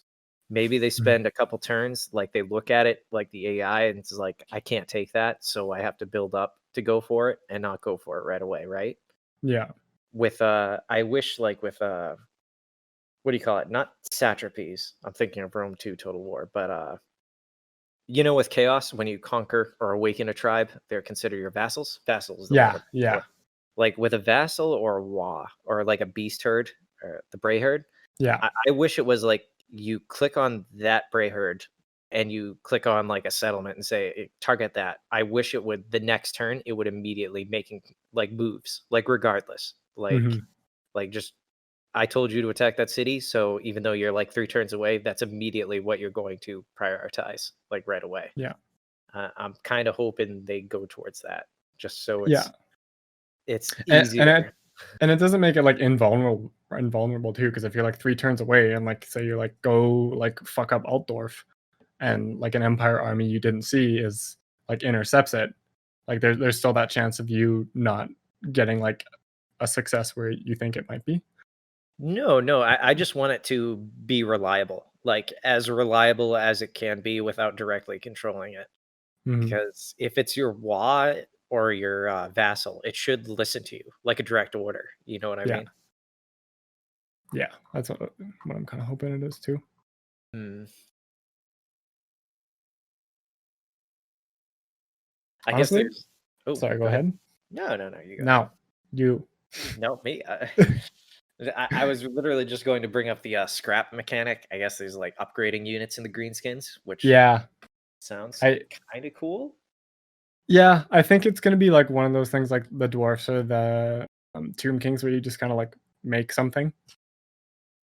Well, it Like, says upgrading a specific unit, so I'm yeah, assuming, like definitely similar in that sense, but maybe a way of making your weak greenskins more viable, like a hmm way to make like the orc boys a little bit more tougher, even into the mid game. yeah, Uh,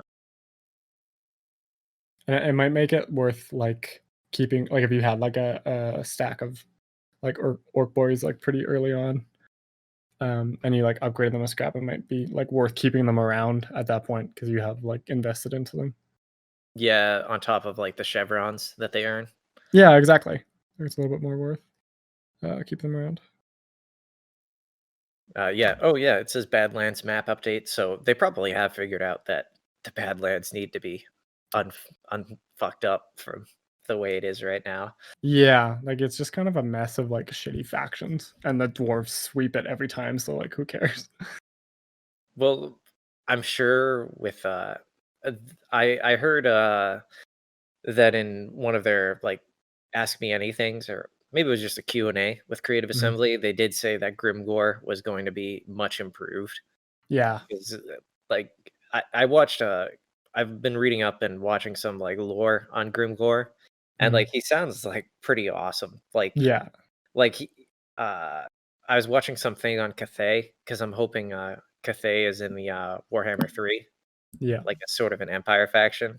Mhm. And apparently he goes over there, like, in a big wah, gets into a fight with like the emperor, the dragon emperor over there, and Mhm. he basically fucks him up, and the dragon emperor like lowers his head to be executed in like the honorable fashion, Yeah. and Grimgore just leans down and goes, "Grimgore is the best," and just leaves.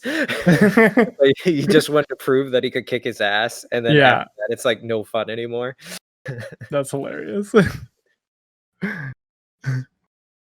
I kind of admire that weird brute stupidity that has like, because from what I've learned is like greenskins, if like they see a bunch of like civilians who like say women and children who like offer no fight whatsoever, Mhm. like they're not even concerned with like robbing them. They're just like, Yeah. there's no fight here. Like, Yeah, no, that's not what it's about. It's just like they literally just want to fight. yeah. Witness me. Yeah, I'm like kind of watching like the little um like piece from the trailer like over and over. Mhm.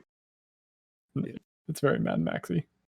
Yeah, I like it. I guess there's going to be like a explosive like there's a name for them. Those like I don't know vehicles that the gobos are driving around. There's like explosive ones. There's like steamer The pump wagons, the Snotling pump wagons. wagons. Yeah. Oh, I guess there's snotlings that are driving it. Look like Yeah, goblins, but close enough. yeah, the only thing smaller than a goblin, I Mhm. guess. No, I'm kind of excited. I am more of a high elf guy personally, so Yeah. this is very exciting. I am fucking pumped to just have like a unit of lions. I'm not even a high elf guy, and those lions got me a little bit excited. I'm like this. like I don't care um if they're not good.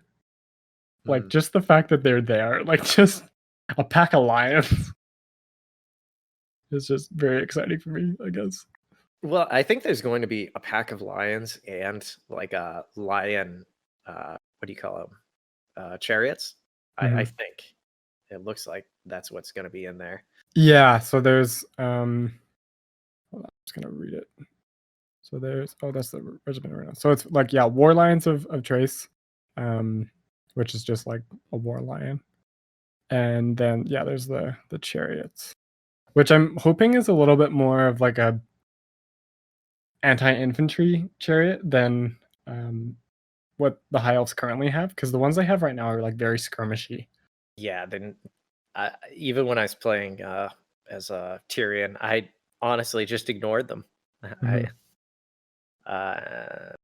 let's see. No, it definitely makes me more excited to play as the high elves because this high elf in particular has that where is he? Yeah. I don't know why it took me so long to connect that to That the was basically goblin. the subreddit today. I like the little goblin just laughing his head off. Mhm. I'm not gonna lie, like I have a soft spot like for goblins. You know, they just drink their mushroom juice and they get fucking wasted and just go crazy. It's I don't know. It's funny to me. But yeah, the new high elf mechanics sound cool. Like I'm wondering how it's gonna work exactly because it's talking about how there's like a building chain and some sort of uh enveloping Ulth One in this mist that protects it and stuff. Mhm.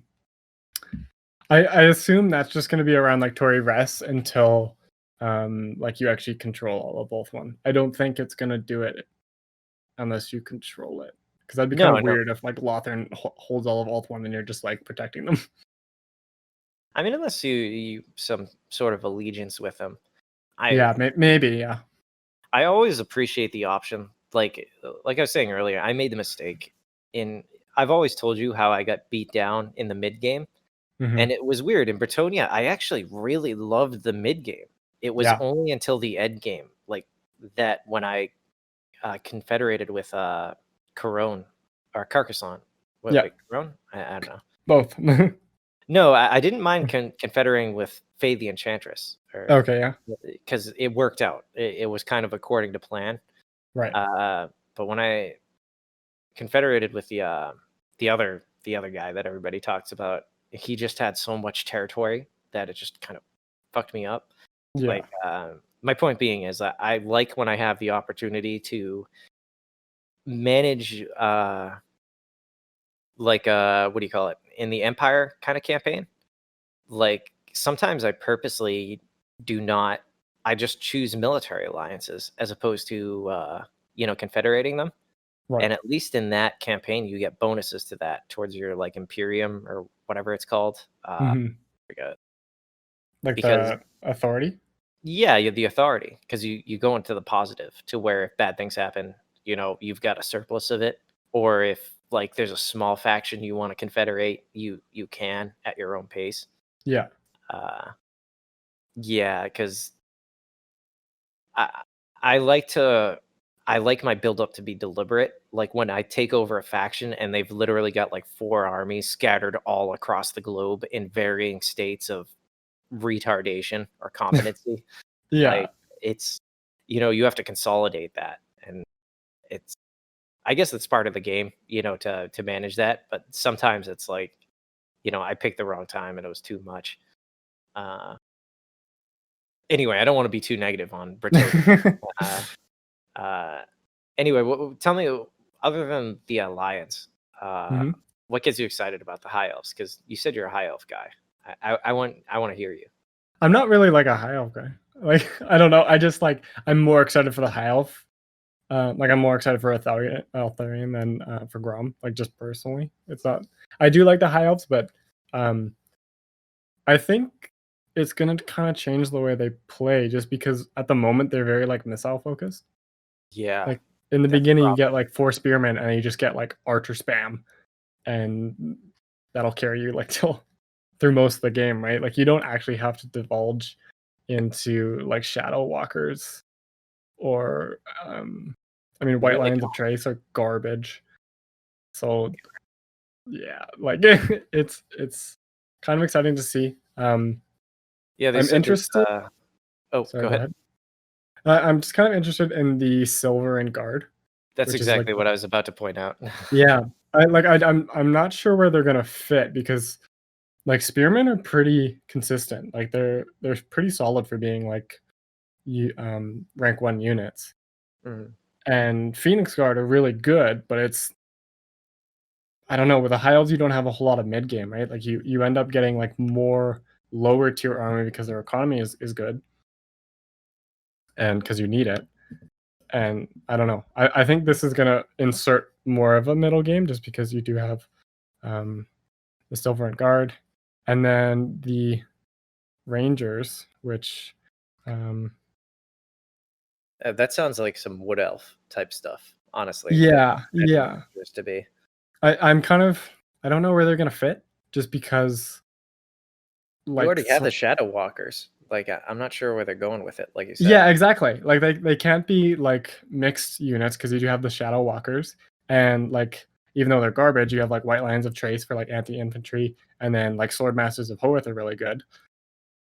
So if they make White Lions of Trace decent, I don't know where the Rangers are gonna fit in.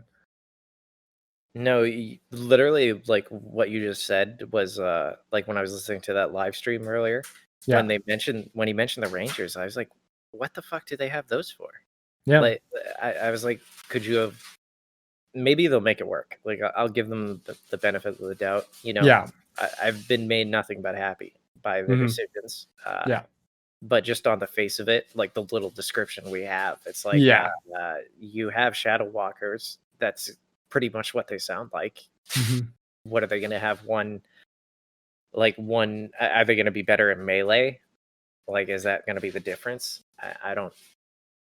Yeah, I'm curious as to where they're gonna fit in. Yeah, I'm not negative about anything else. It's Mhm. literally just like the Rangers, because I'm like the High Elves are known for their ranged. Like they're Yeah. set. Yeah. They are set for that. So I don't know. I'm just curious. Like I just don't know. Yeah, I'm But, curious too. I'm not gonna pass extreme judgment. It's just mhm. I'm actually surprised at how many units the High Elves are getting. I think this is probably gonna like finish off their roster because it's gonna be like 6 lords and then I mean a shit ton of units with the new stuff. no. I'm glad that they are getting that many units because I did always find the High Elf roster kind of wanting, just because there's obvious choices and Mhm. like the White Lines of Trace or whatever. They're pointless to get them. Yeah. You just Yeah. they could It have feel done with a rebalancing, honestly, to make them useful. yeah. And they might with like these like 2 new trace units focused around them. Might be they might get a rebalance or something. So have you seen the thing about Grom? His thing is going to be about finding different ingredients. I You know, did see that. Yeah, Grom's Cauldron. there's going to be some Jordan Ramsey or Gordon Ramsay memes. Jordan Ramsey. Jordan Ramsay. Yeah, I'm kind of interested to how that's gonna work. Seems I mean, I I'm don't not know. terribly excited about that. Like, I'm excited about his starting position. I'm excited Yeah. about his character, his new units. I'm not excited about the different ingredients and searching for them. Like, maybe there'll be it just sounds like a fetch quest. Yeah, I'm not too sure how it's gonna work. I think if it's done well, it could be like a cool little um not side quest, but like something to consider when you're like moving around. But I yeah, mean, I'm just not too sure. it'd be kind of funny if it's like we need a certain number of high elves and a certain number of dwarves, and you got to mix them together, and that makes a certain type of buff or whatever. That'd be hilarious. Plot twist, the ingredients are people you fight. I mean, it wouldn't make sense, considering he's like, what was it? He was a goblin that ate an ogre, and that made him swell up like that. Yeah.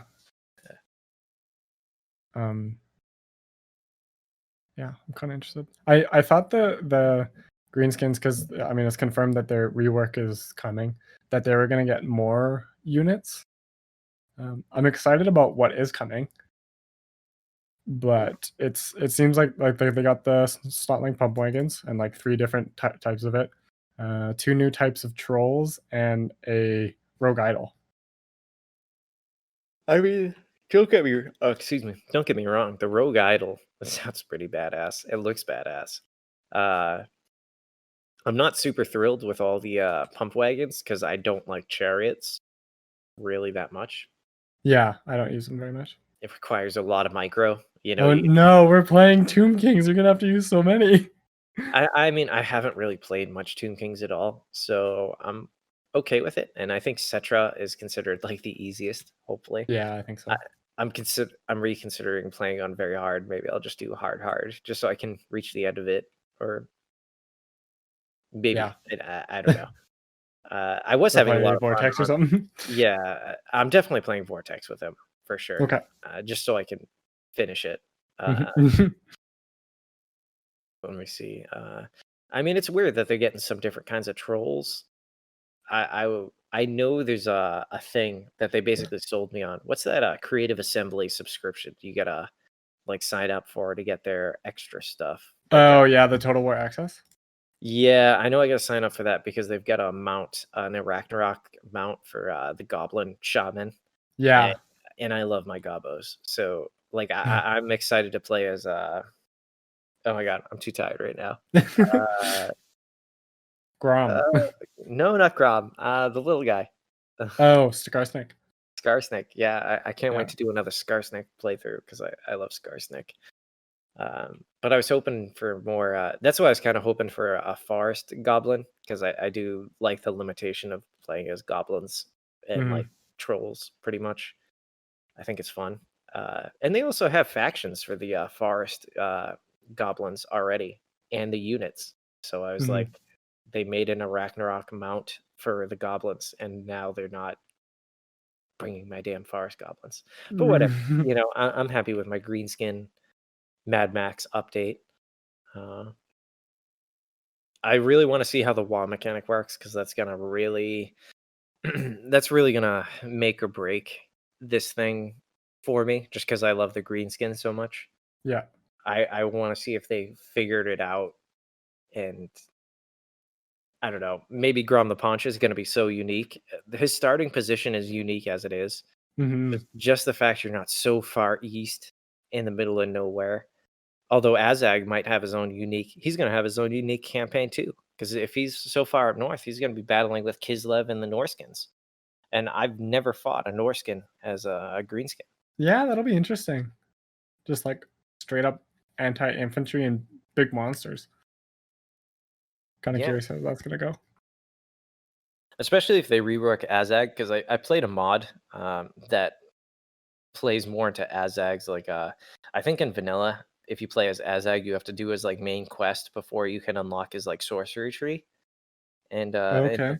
in the mod I was using, you still sort of have to do that, but you can actually summon zombie orcs or as like his first ability that you just start off unlocked, and it's pretty damn entertaining to see zombie orcs running around. Yeah. Let me see.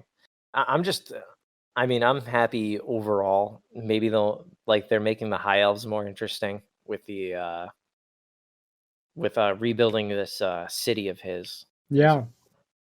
I'm kind of curious too because it's just like off by itself. Like Tori Vress is just like smack dab in like the eastern side of Ulthuan, and it's like, I mean, like playing as like dark elves or high elves, you rarely go there, so it's gonna be kind of interesting on how that works. And the other thing is, I've heard speculation that he'll start owning Tor Yvresse, but he himself will start with an army in the Badlands. Oh, really? Yeah. Okay. Because I think people are kind of like if every single high elf except for Alithanar started on Ulthuan, it would be super boring. Yeah. And if the FLC, who's like from Calador, starts like in like Val's Anvil, and Altharion starts in Tor Yvresse, it's going to be like like 5 very similar campaigns. Well, I imagined if that's true, that's great. I was also wondering if because of his faction being on that eastern side, like I know if you play as Nakai the Wanderer in Vortex, you have a totally different setup when you start the game.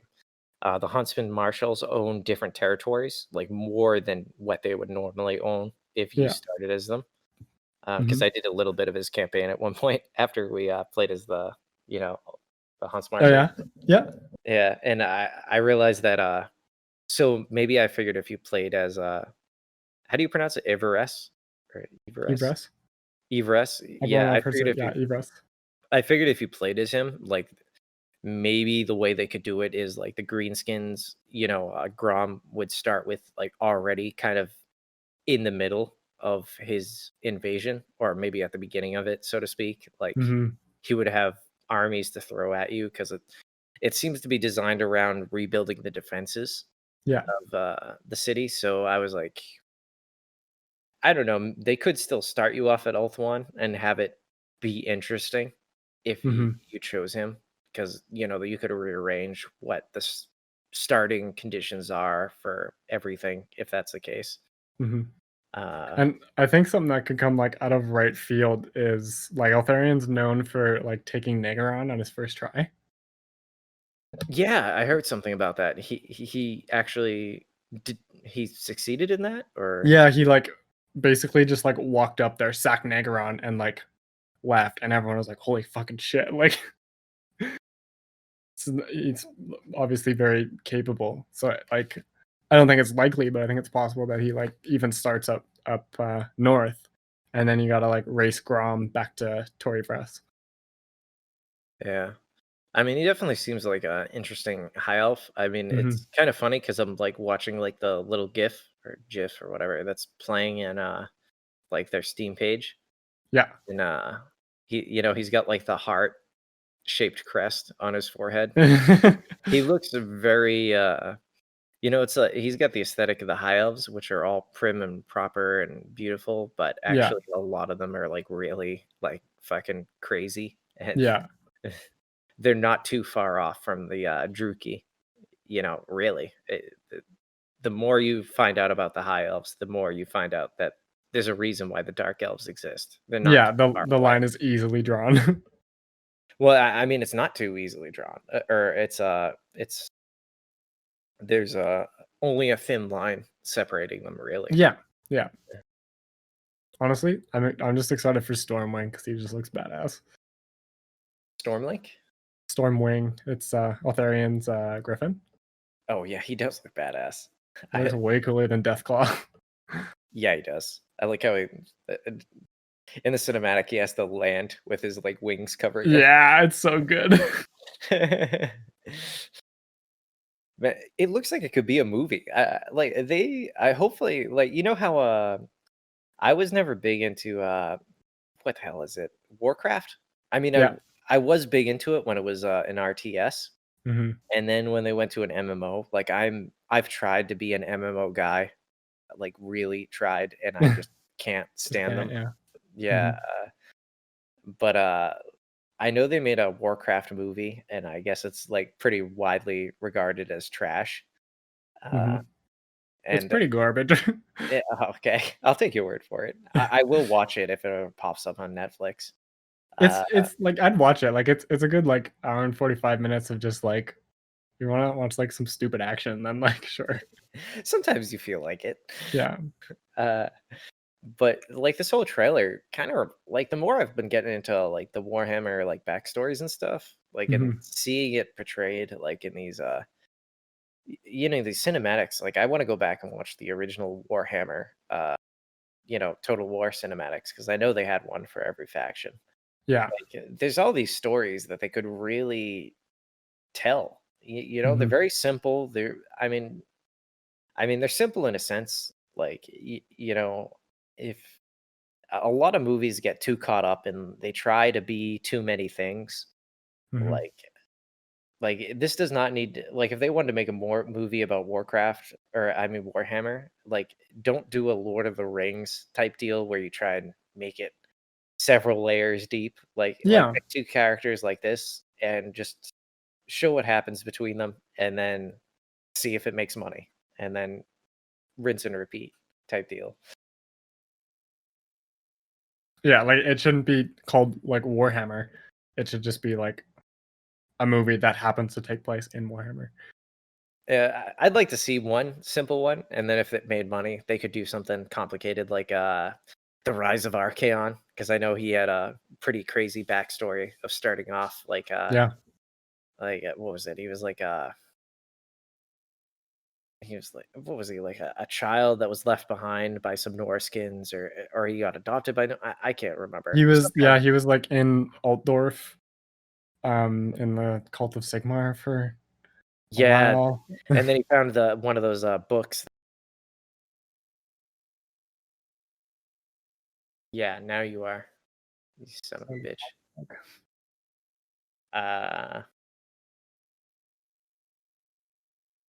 What the hell was I saying? I'm all thrown off. Warhammer movies. Oh yeah, Warhammer movies. No, I just hopefully this. I got into this weird YouTube argument with somebody recently. Mhm. Yeah. Like I was posting on under our name. Like I'm like I said, I've always tried to do the classy thing and only advertise. Like I realize that there is some no, I won't say genius, but I like the way YouTube works, and that our channel name is just our username. Mhm. So that way, if I post about just literally responding to somebody, it is an advertisement in a way, Yeah. I guess, without being I remember when my wife was streaming, some people would jump in and she'd have a pretty, popular room, and people would be like, "Hey, come check out my channel." And she would be kind of cool with it. And I'm always like, that's such bad taste. Like, you know what I mean? Yeah. It's one thing if you want to, the way she built her channel was she was very genuine. She'd go into other rooms and definitely stay there and add to the conversation. Then if somebody would be like, "Oh, do you stream?" And then she would finally be like, "Yeah, yeah, I stream." Yeah. And I'm like, "Yeah, that's appropriate, whatever." Uh, but I got into this conversation where I was talking about Warhammer 3, and I was like, I hope Cathay is in there. I think they would be because of it could be a electric count type mechanic, because it's Mhm. based on ancient China, all the warlords and stuff. And somebody was like, "Oh, we don't need those fucking Chinese people to be playing this game or whatever." And I was like, they did really well with Romance of the Three Kingdoms. I feel like if they introduced a Chinese faction, I would be happy with it. I was a big fan of Dynasty Warriors and the Romance of the Three Kingdoms. Yeah. More money for Games Workshop and Creative Assembly means more content. So it's like, why would you not want that success to come to Warhammer? Mhm. Yeah, it's I don't know. I seeing the whole world map, I'm just like I'm so psyched, and I'm really looking forward to game 3 because I think by the end of it, it'll be pretty much the entire Warhammer world. But who knows? I don't know. We should do a video eventually on what we want from it, because there are definitely I could probably talk at least for a little while about what I'm hoping from it with Mhm. all I've been learning, like the friggin' snake people. Like, have you heard about them? Yeah, there was some what They're I watched a vampire video snake today. people. I watched a video, I think it was from Great Book of Grudges today, where they're just like 5 races we won't see. And then one of them was like the snake people. I know, yeah, I watched that too. I was like, I was like, I hope you're not speaking too soon, because I really want the snake, or even if a modded, the mod community took care of that. It doesn't Yeah. need to be a fully fledged faction. Vampire snake people. Come on, I Who don't- doesn't want this? I know. Why can't I be the producer for this stuff? I just want to be I the want idea, snake man. people. You're gonna get this entire community of some strange people who are going to just buy this game based on that. Mhm. Yeah.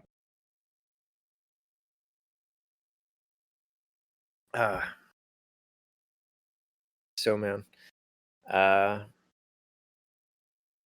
you get anything else? I don't think so. We could really go into like each and everything that they're adding, but that's most of my impression.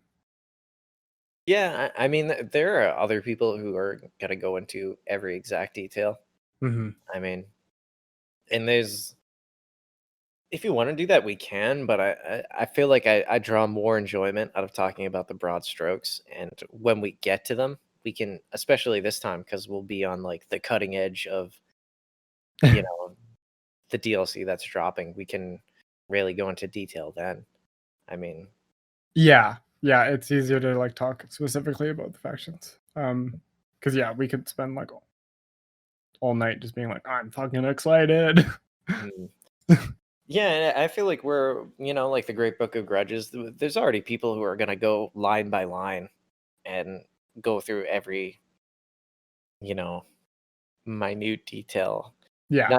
Not too many people like I don't know. I don't know. I feel like we'll be better at touching about the way it feels. Yeah. It's kind of what I want to say, because yeah, I don't know. Yeah, I don't. it'll make more sense when we talk about it like after we've experienced it rather than like I think. Yeah, because there's still too much left on the table. Like, Yeah. I mean, I said how I'm hoping the WoW mechanic turns out. Either way, it's probably going to be an improvement. Thank God. Yeah. So even if it's not what I want it to be, it's still going to be better. Mhm. I'm getting my green skin rework that I've been dying for. So they're straightening some things out in the Southlands. Great job. There's nothing not to be really upset about here, other than I would I always leave.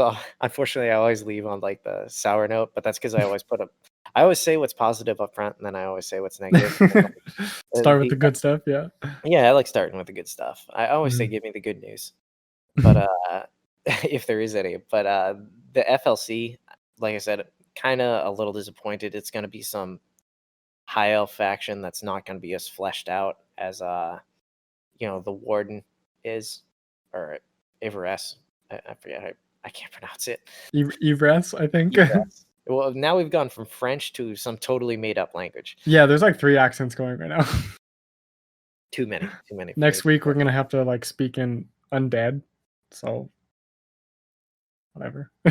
Nobody really knows what an ancient Egyptian accent sounds like. Thank God. We'll just drink sand before, and then sand. I gotta come up with some like. I wish I had more time so I could come up with like some dank memes to put on our Twitter. I did find this fucking hilarious one. You've probably seen it before. I knew I saw it in the past before I even really knew what Warhammer was, and I did find it funny then. But it's got Krokar. It's like a Oh, is it the like Mazdamundi, I have secured the Southlands. Let us like agree to a non-aggression pact. And he's like, fuck you, Krokar, you're too powerful. I don't like you anymore. No. It's better. Before you start genociding the warm bloods, you should always say, as the great plan demands. I don't know if I'm doing it justice, but it's of a certain religious persuasion's news TV. Mm-hmm. Yeah. But as the great plan demands, Yeah. you must genocide the warm bloods. Killed me. You can cut that or you can leave it in. I don't give a shit. I didn't name any names.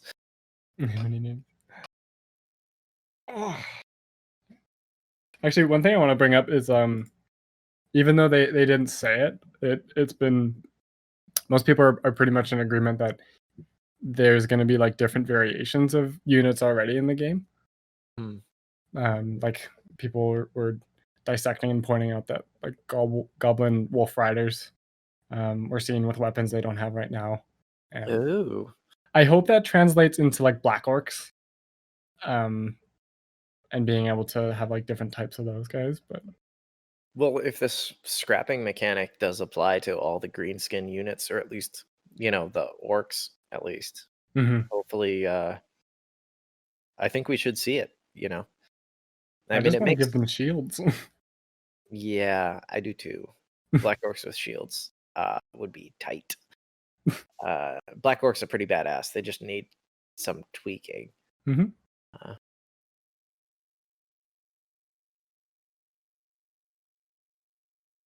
All right. Yeah. I'll let you go to sleep. Yeah, I'm fucking exhausted, man. But yeah, thanks for offering to cut this or chop this part up into something more bite-sized, I guess, for the DLC. No worries. You get the password to the YouTube channel and everything, right? Yeah, I can log in. That's all good.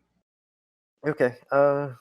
I'm probably gonna tomorrow. Like at least the most reliable thing I've been doing is uploading on Friday Yeah. for our regular episode. So I'll get that done by tomorrow. Cool. And that won't. Really, the longest part is the rendering. It takes. At least I'm quick enough on the editing now. That takes like probably like a half hour, Mhm. and then the editing or the rendering takes like goddamn 4 hours or whatever. Yeah. Fucking YouTube. Well, I guess there's no quicker way about it. No, that's pretty much it. And then I don't know how often you check the video analytics page, but I check it pretty much at least one time every time I go to work. Yeah, I check it like a couple times a week. We're up to like over 100 views. I mean, I know at least like a couple of them are you and me, but that's only a couple. You know what I mean? Yeah. No, I was like, I was thinking about that earlier because it's like, I mean, not that it's much of a comparison, but it's way more attention than I ever got like doing like Minecraft videos by myself. Well, I think as far as our as I'm not sure how to put it, but if you look at like the very popular Warhammer ones, like the guys who got like 60,000 subscribers or whatever, Yeah. if you look at their view to like ratio, it's not.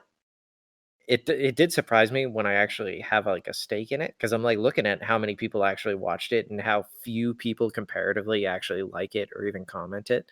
It's like no wonder why people ask for the likes and comments. It's like because I don't even do it on every video. You know, even the people I really like, because sometimes I just watch it while I'm driving around at work, and then I don't think to comment until very later because I'm just driving around and listening to it. Yeah.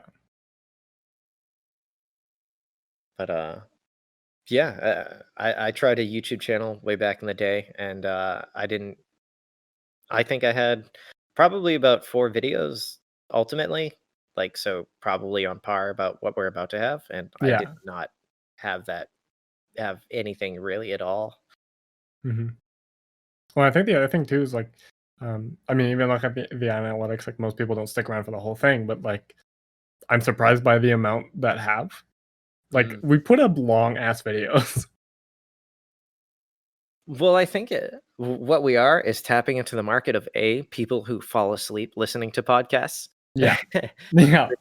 Which I remember watching this old video of Legends, like way back when he's still playing like Real Total War, and he's like, I've heard people talk about just falling asleep to my Let's Plays, which was I was doing at the time, and he's like, I don't really mind. It's good for the algorithm. Yeah. It's like it's very true, and I honestly like either way. I'm just happy that we actually seem to be getting somewhere. Like the algorithm is definitely not in our favor at the moment, but since we've just gotten into it, the DLC is coming up. I'm hoping, I'm crossing my fingers. Maybe we'll see another, a little jump, just a little, something to make me a little excited. Something to look forward to. Yeah. Either way, I'm very proud of what we've done so far. Yeah, I'm really happy with it. Yeah, and I mean, hopefully, my goal is to get to the point where like me and you can like stream at least like a co-op campaign and actually get like people to like come in and like hang out and whatever. Because like especially with these new DLCs, like there's gonna be some cool kind of co-op setups I think you could have. Yeah, I remember watching a bit of a stream like with it was like Turin and someone else playing as like Gorok and Oh yeah, Skrulk. Gorok and Skrulk, yeah. Yeah, and it was just like really fun to Yeah, there was I mean, Legend in Turin, I think. was it? Yeah, or unless that's a common one, because I swear to God, I watched one with Legend, and he was playing a Skrull, and the other person was playing as Gorok, and I guess I've never played co-op with anybody, but I guess you can hand off some units in a battle to the other person to play Oh, as. really? Yeah, and like the goal was like you had to hand over at least 4 units. Like you could choose them, so we could hand over Skaven slaves. Yeah. But, like the goal was for your co-op partner to try and like screw you over in like the battle as opposed to help you. But Oh, yeah. they ended up kind of helping each other sometimes because he's like, I only got Skaven slaves. How am I gonna fuck this up? Might as well use them. Yeah, because I played it on I played a lot of multiplayer with a friend on Rome 2, and that one was like it was basically a single player campaign, but you can kind of like talk to the other person. Like that's basically it. So it's kind of cool that there's different mechanics like that. I think so. I've never done it, but if I assume you can, because like I said, I've seen it done at least in a live stream. So that's pretty cool how you can keep your partner involved, even if they're not playing as your faction or whatever. Yeah, or if you're playing as like polar opposites. Well, it'd be great if it's like say we're sharing a Bretonia faction. If I could be like, take care of my infantry and my artillery, and I'm just going to worry about the cavalry. Like that's just leave because you can't pause it there. Like leave the micro to someone else. Mm-hmm. Cool. Yeah. I just signed up for Total War Access. Yeah, I gotta do that. I want that Ragnarok mount. Not gonna lie. That's why I haven't seen Gotrek and Felix in my games. Yeah. Well, you can find them. But you can't use them. Yeah.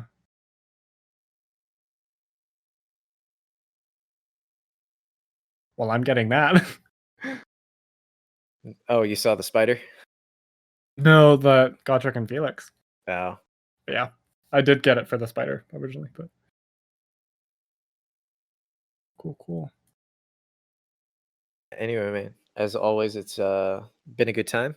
Mm-hmm.